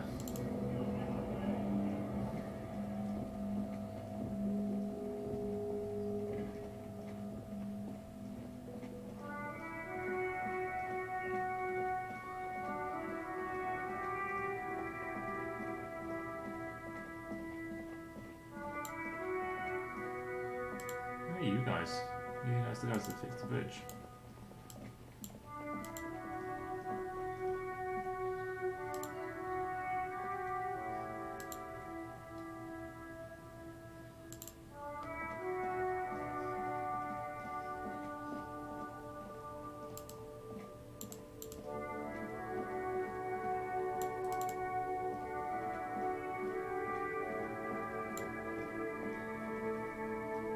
There's bridge day, right?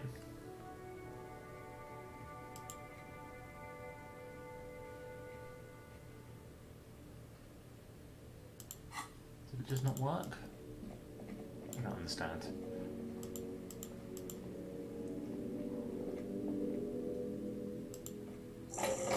Ah, that don't work.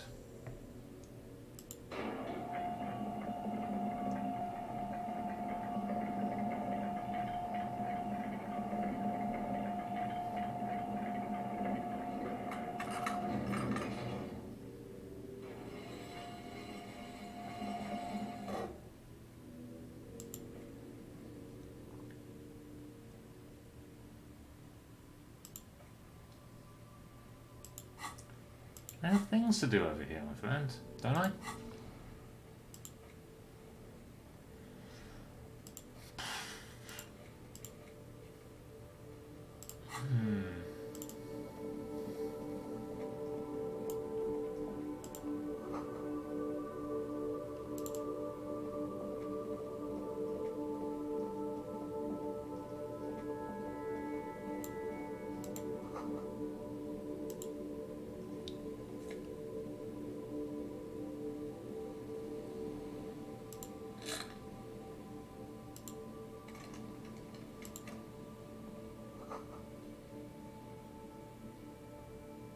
I've seen a few inverted stars.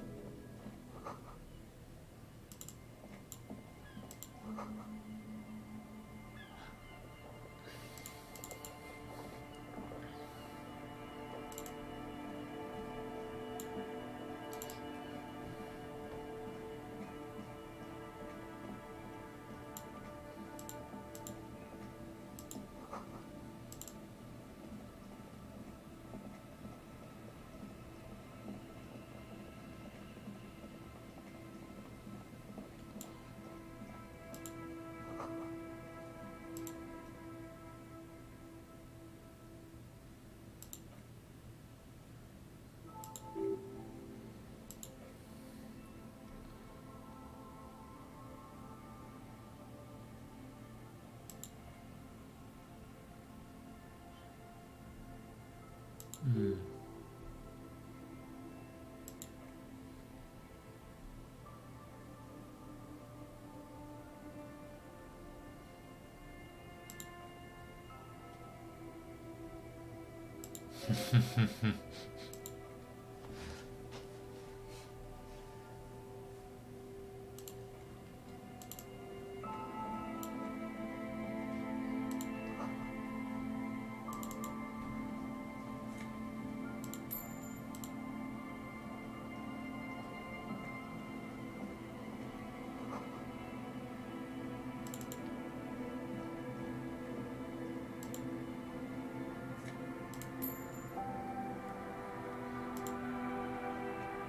It's not much of a summer house, is it?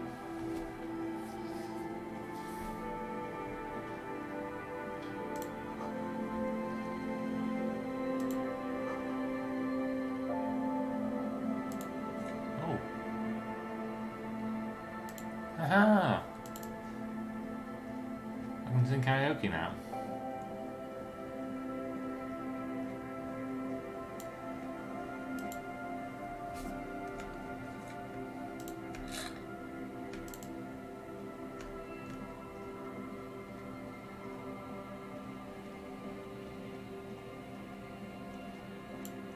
There's bottles I can pick up from that.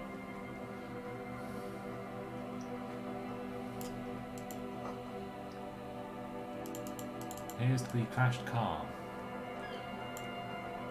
Doesn't get very far.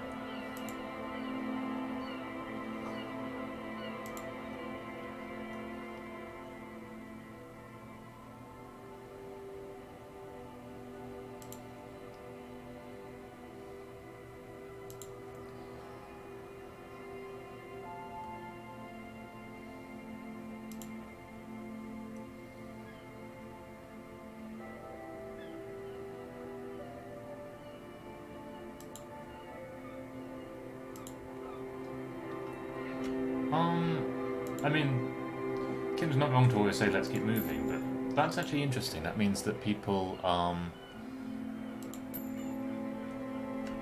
that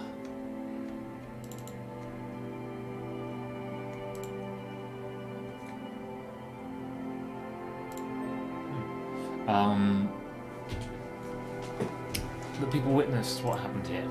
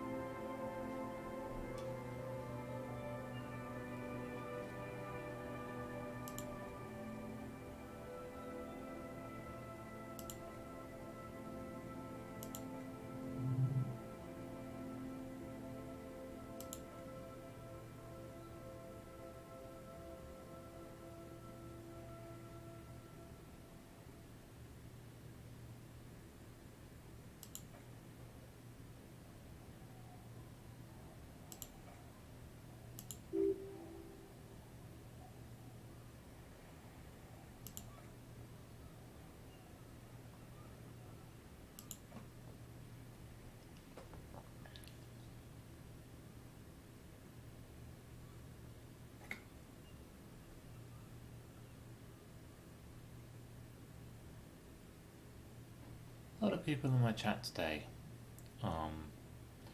worried about future jobs. I can see why. You guys are worried. I'm worried.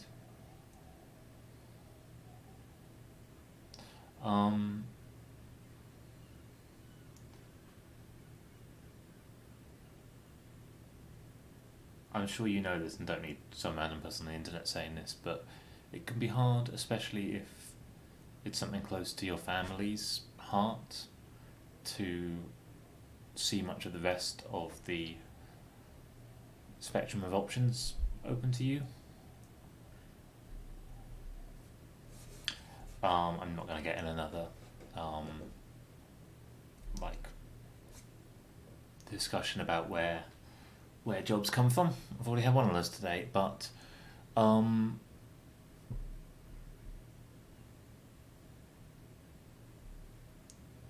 anyone offering a kind of simple solution for this will create jobs. No, I don't even know what I'm saying. Just think about your options. Don't just I don't know. I don't want to try and influence anyone's politics. I don't think that does anyone any good. It's just surprising and a little sad to see that, and completely logical to see that jobs are so much the concern of people thinking about voting now. Kind of always are.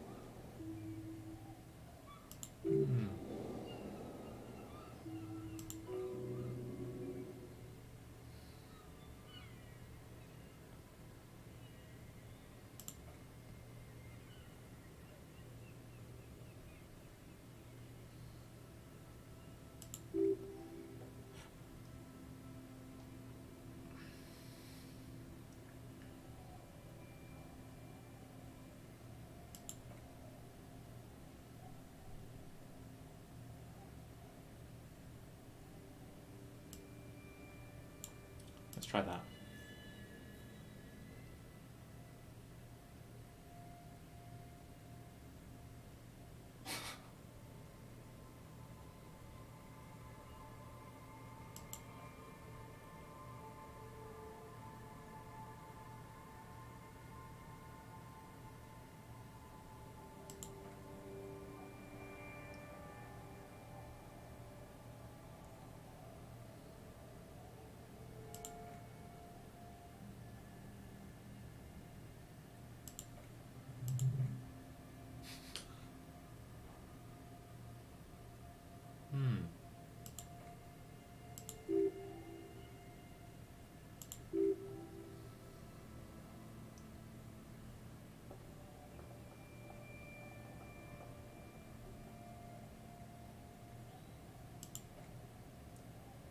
Oh, it's my car. I crashed this car. I'm the one who did this.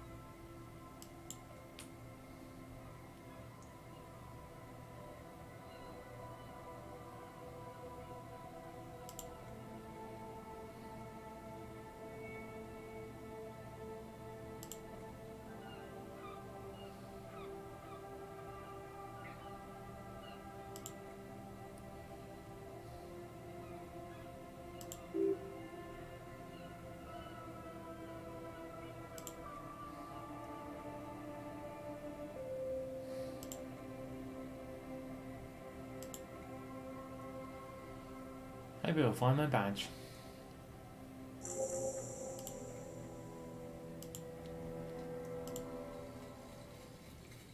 This was a separate thought that we were just finishing off.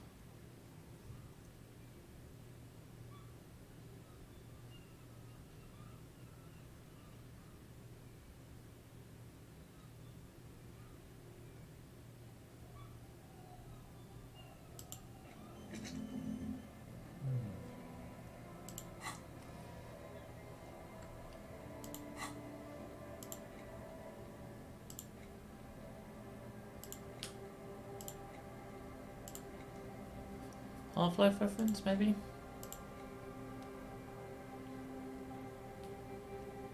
That's mostly just for selling.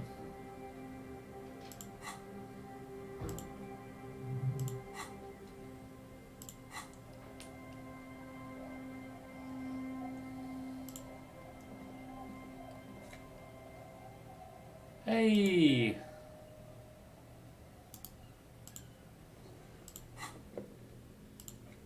I got a commander's jacket. That's pretty sharp.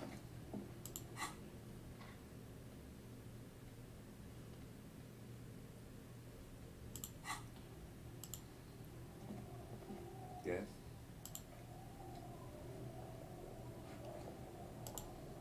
That's a silver lining.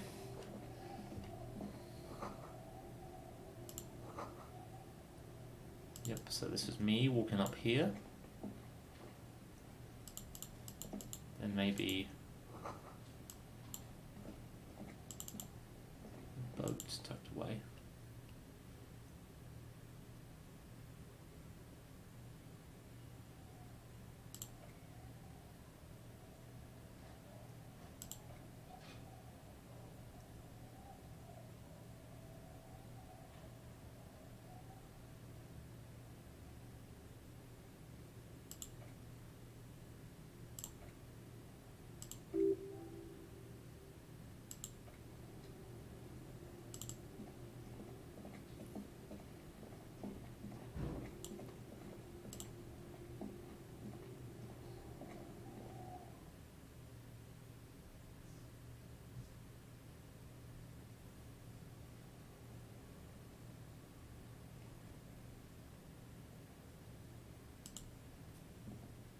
At the moment, don't tend to vote.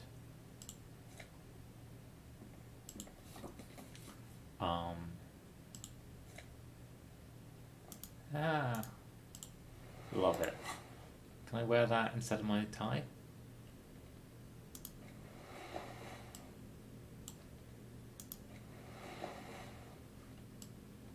God, it's a look I'm developing.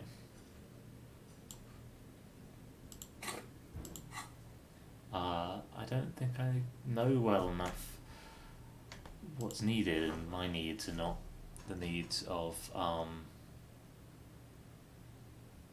represented in politics. I don't think the argument that everyone should vote is actually very valid.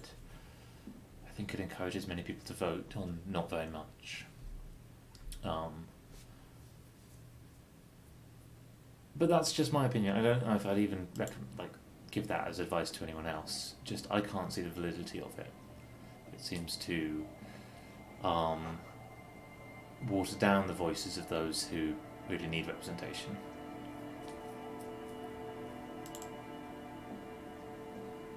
Why was there a bow tie in there?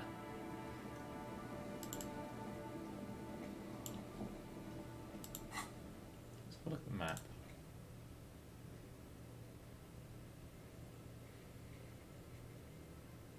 So we're over here. Down here.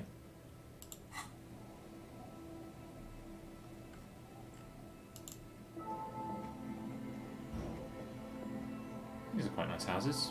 Well, they were once.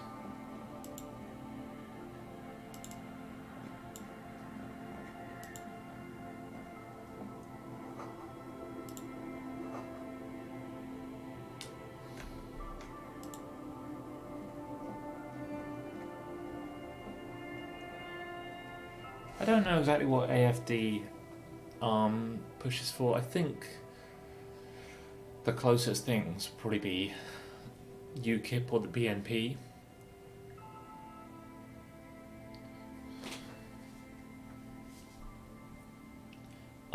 That stands for the UK Independence Party, who's slightly fractured since the Brexit vote.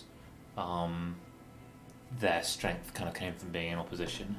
The BNP stands for the British Nationalist Party, who tend to push a sort of nationalism will bring economic prosperity message.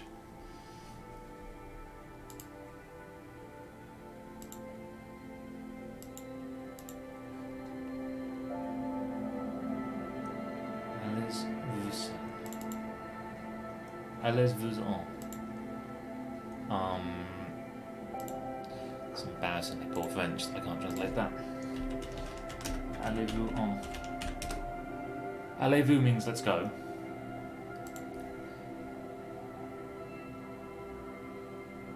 That means will you.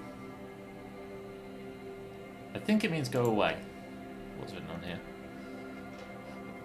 Ah, it's a popular song written by Cole Porter.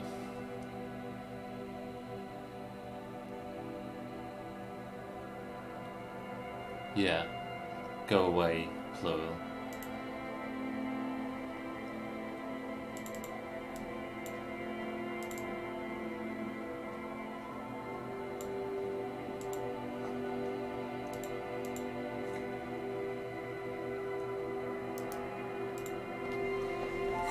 Kingdom of Conscience.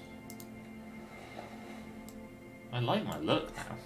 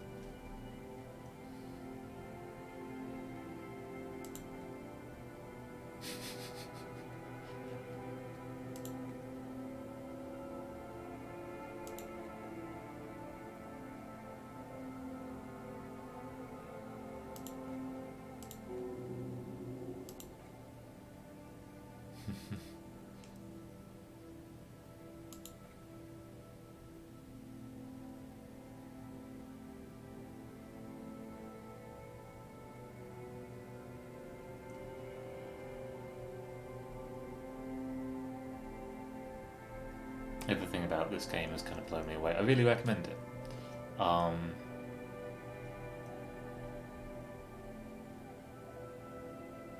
It's relatively new, so it's still pretty expensive, but I think it's sold pretty well, and that actually tends to mean that the price comes down. Well, actually, it can vary. I wouldn't be shocked if it's half its price in 6 months or a year. And that'd be a great time to pick it up. Or now, if you can afford. I need to play Nice in the Woods.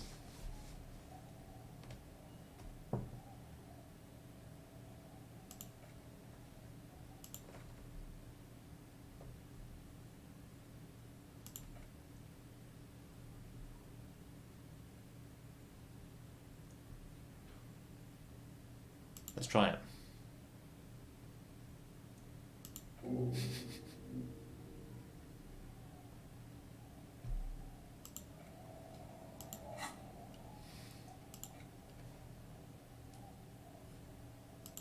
To Half-Light. Have I ever used Half-Light?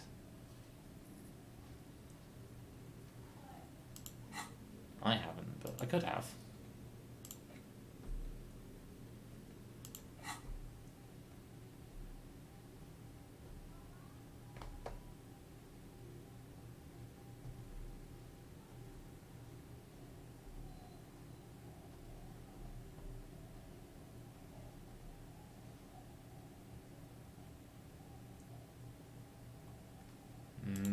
No, I'm actually not a fan of the Kingdom of Conscience.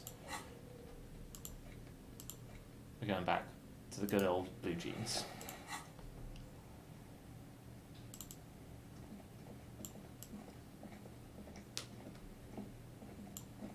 I think it probably could. It's not actually got much that's very expensive. Um,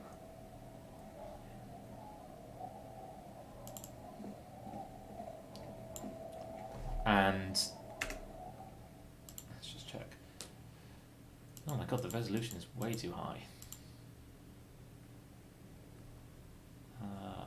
What am I on?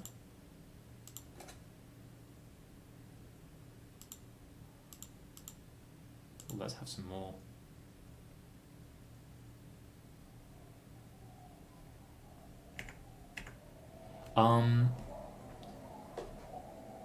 Well, that's nicer.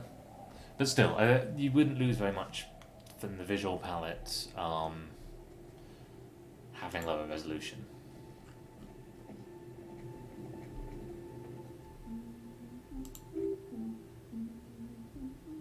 Welcome to the fishing village. Please lean in closer. I have welcome, police officer. We are not here to cause any trouble, madame. Oh, of course. Last time we saw you around here was 12 years ago.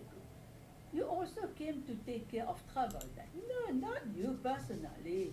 I meant the RCM. Some of the materials brought in needed some help opening the door. You got it open for him and took him to think about what he'd done in a more secluded place. So the usual dark tidings. Black maybe they're afraid because you're an ill omen. But you're still welcome here, as long as men with guns aren't chasing you. And maybe even then, because that's the kind That of is a fishing good village point. I'm we streaming at live. 720, but at the same time, I don't know how to change that, and I'm more interested in what I see. As you can tell, I'm still working out what streaming really means.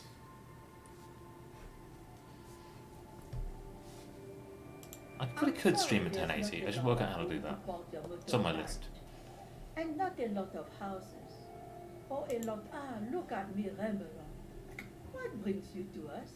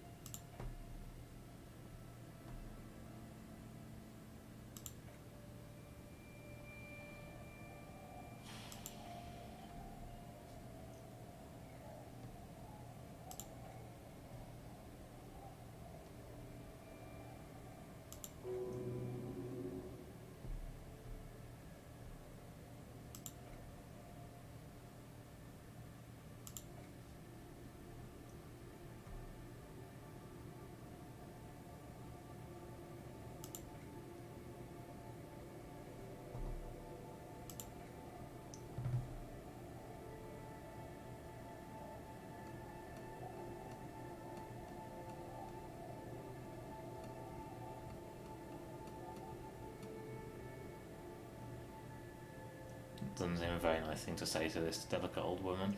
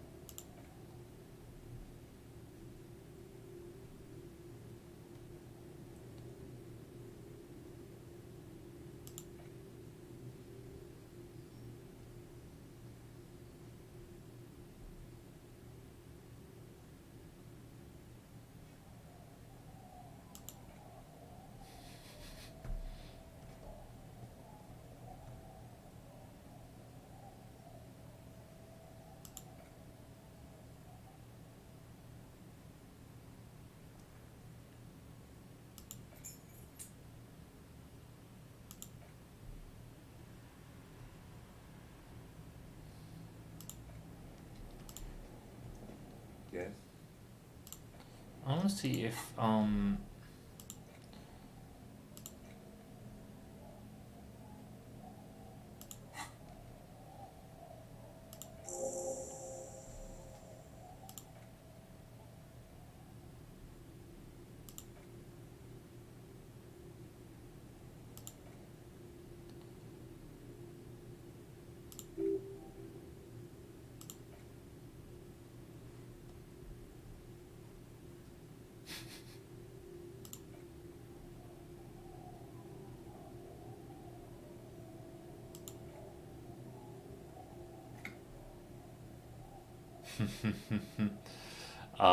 Entroponeticist is a phrase from this game that I just stole. I work as an astrophysicist day on day, but I'm more and more interested in wider scale dynamics. So I stole a meaningless word because I'm a big fan of the science of the Dada.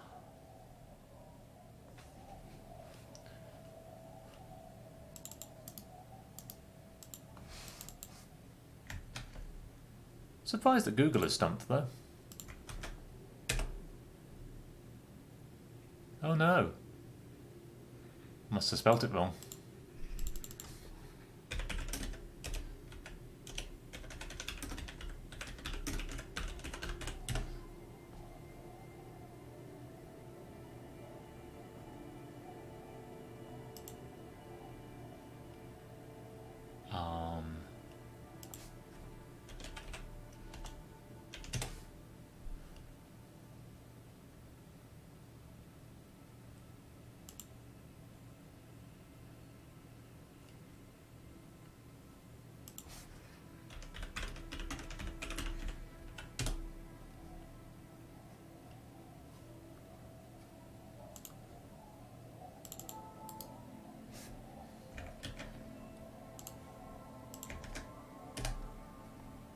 Oh yeah.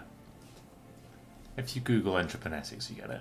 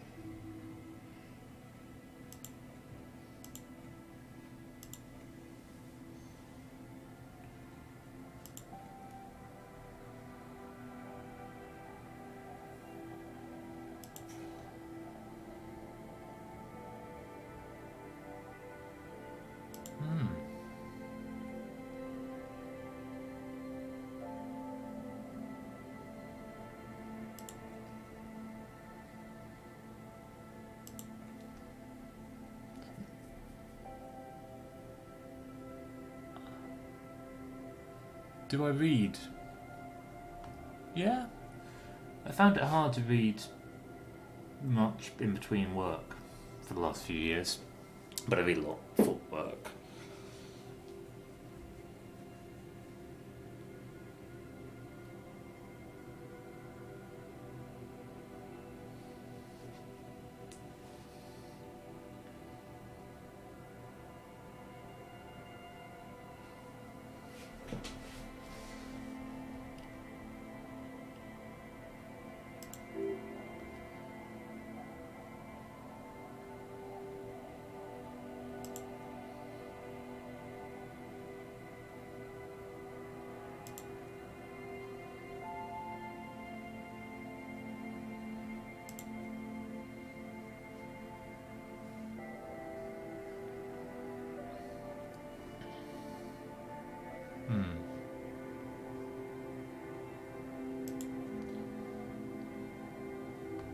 Oh, Kim.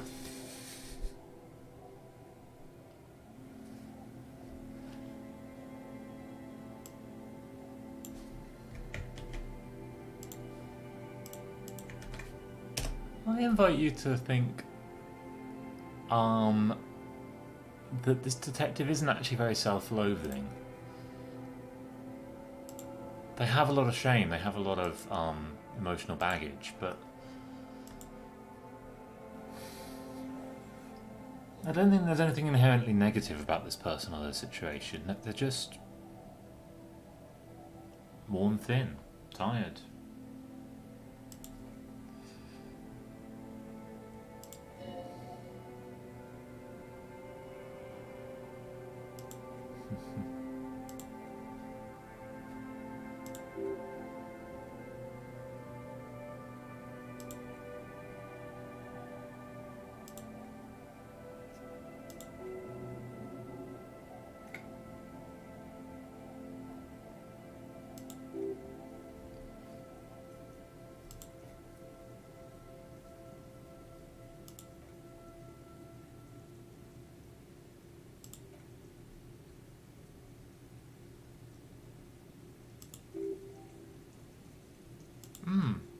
That's nice, I'm actually remembering some stuff. I also want to interact with this, see if Kim...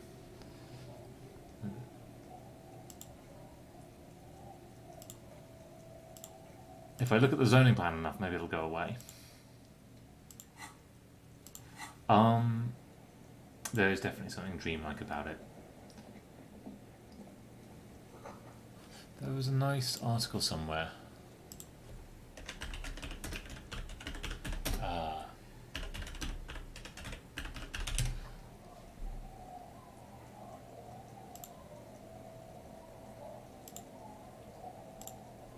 Is it on the Steam community itself?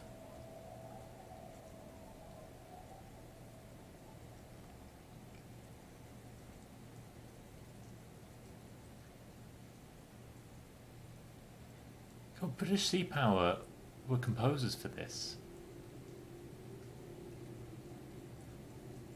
Emile Zola. Oh yeah, China Miéville is on the list of inspirations, as is Rembrandt and Repin, Saville, Kavensky, Kandinsky, of course. This is a nice list. Post this on the chat.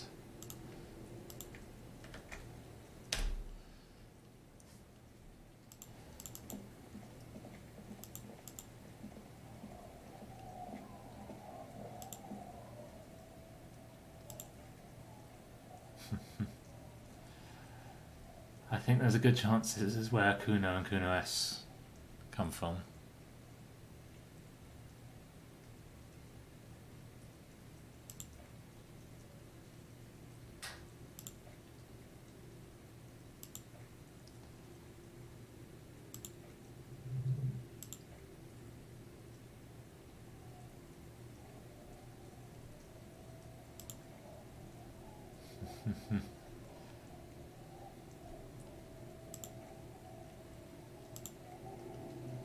Not everyone is bad with kids, but no one should feel bad for not immediately being good with kids.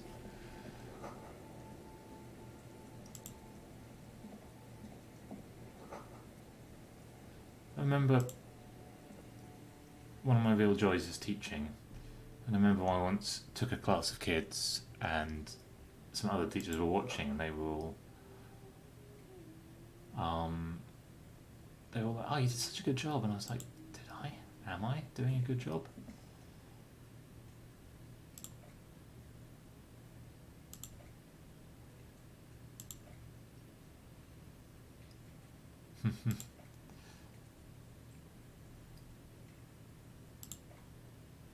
Oh, I was hoping it was a schooler.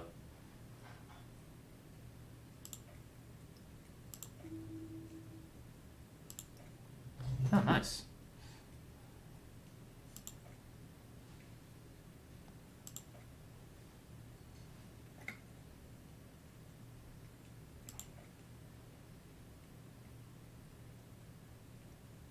Oh, my dude. I should play Skyrim. Yeah, probably. I've played maybe 10 hours of it.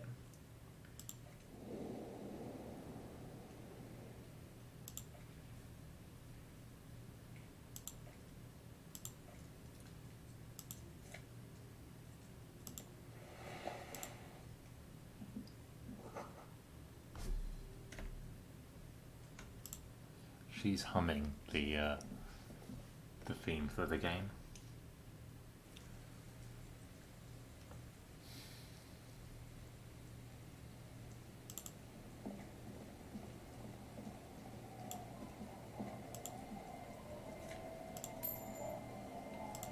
God, it feels unfair stealing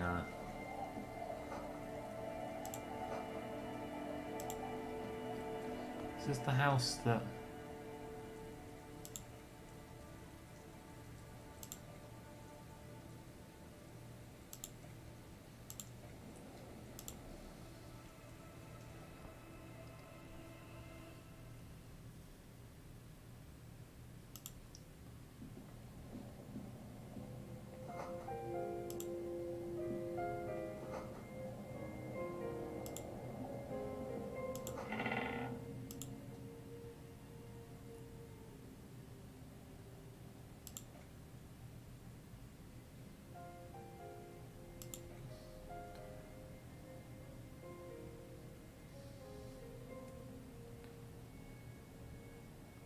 It's sort of lovely here. Basic and tough, but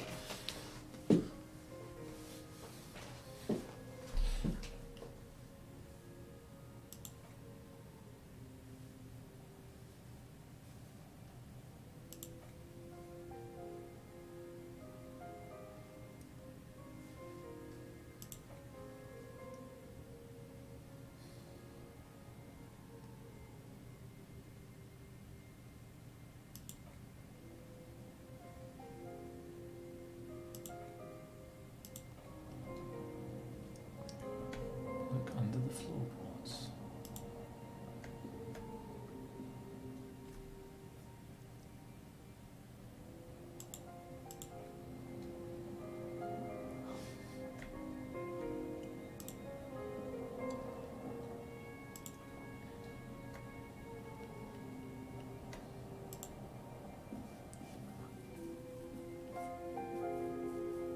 It's 1:30. I'll probably head off pretty soon to have some lunch.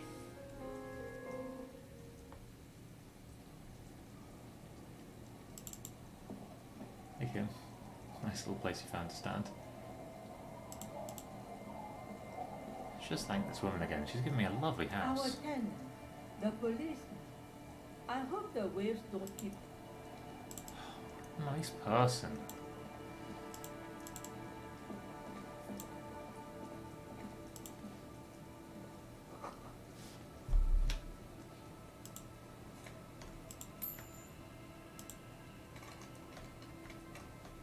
Empty.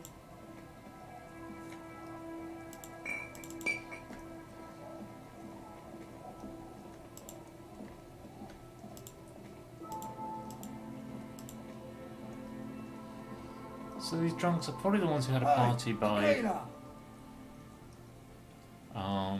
good to see ya. How's business? How's the old reality situation treating ya? So what's happening? Yeah, Tequila Sunset. How are the high concept reality based I love this game. CD?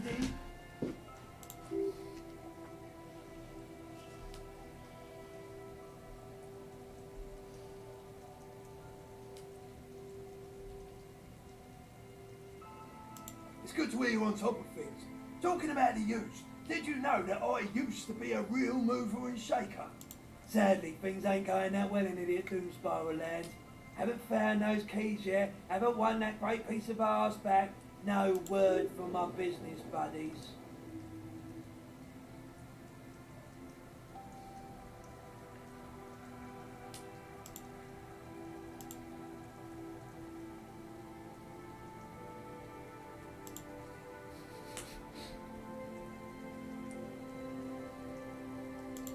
Whose signatures do I need to get for Everard? So I could get these guys to sign it.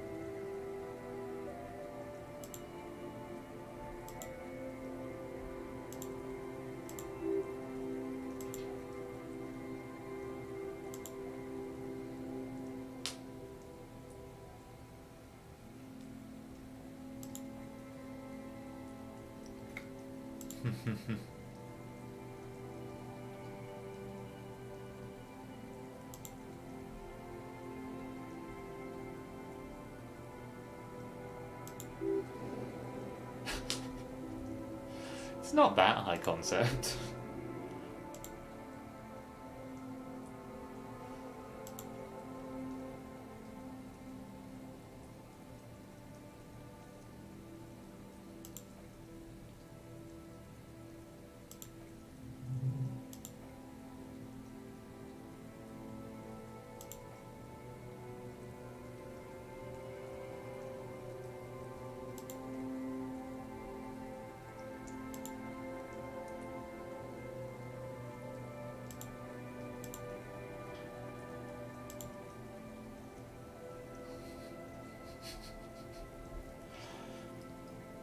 Some early draft of this game, I reckon, was called Tequila Sunset.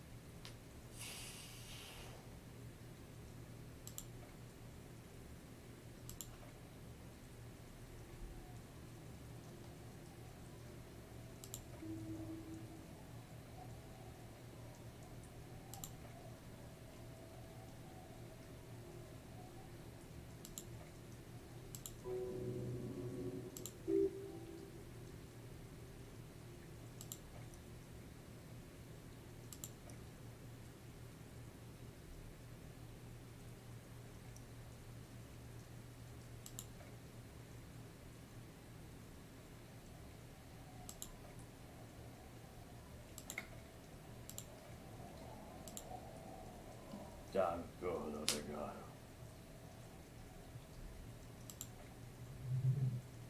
Ancora, Yui. Ancora regalo. Oh, Abigail. Thank you fucking call Abigail.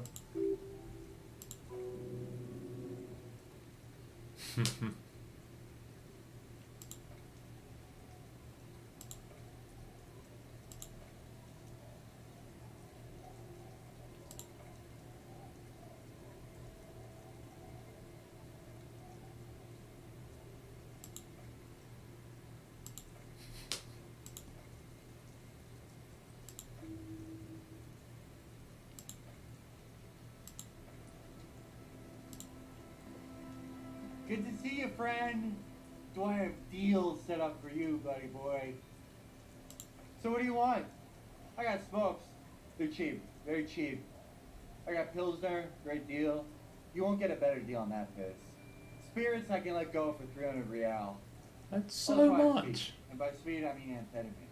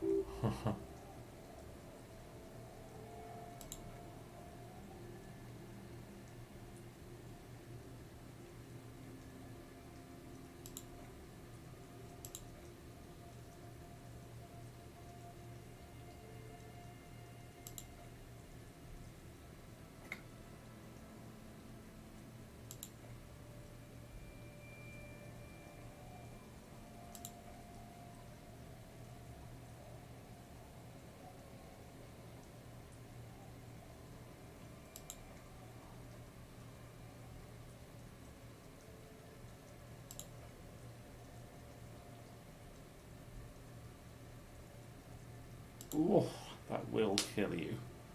Do not drink that.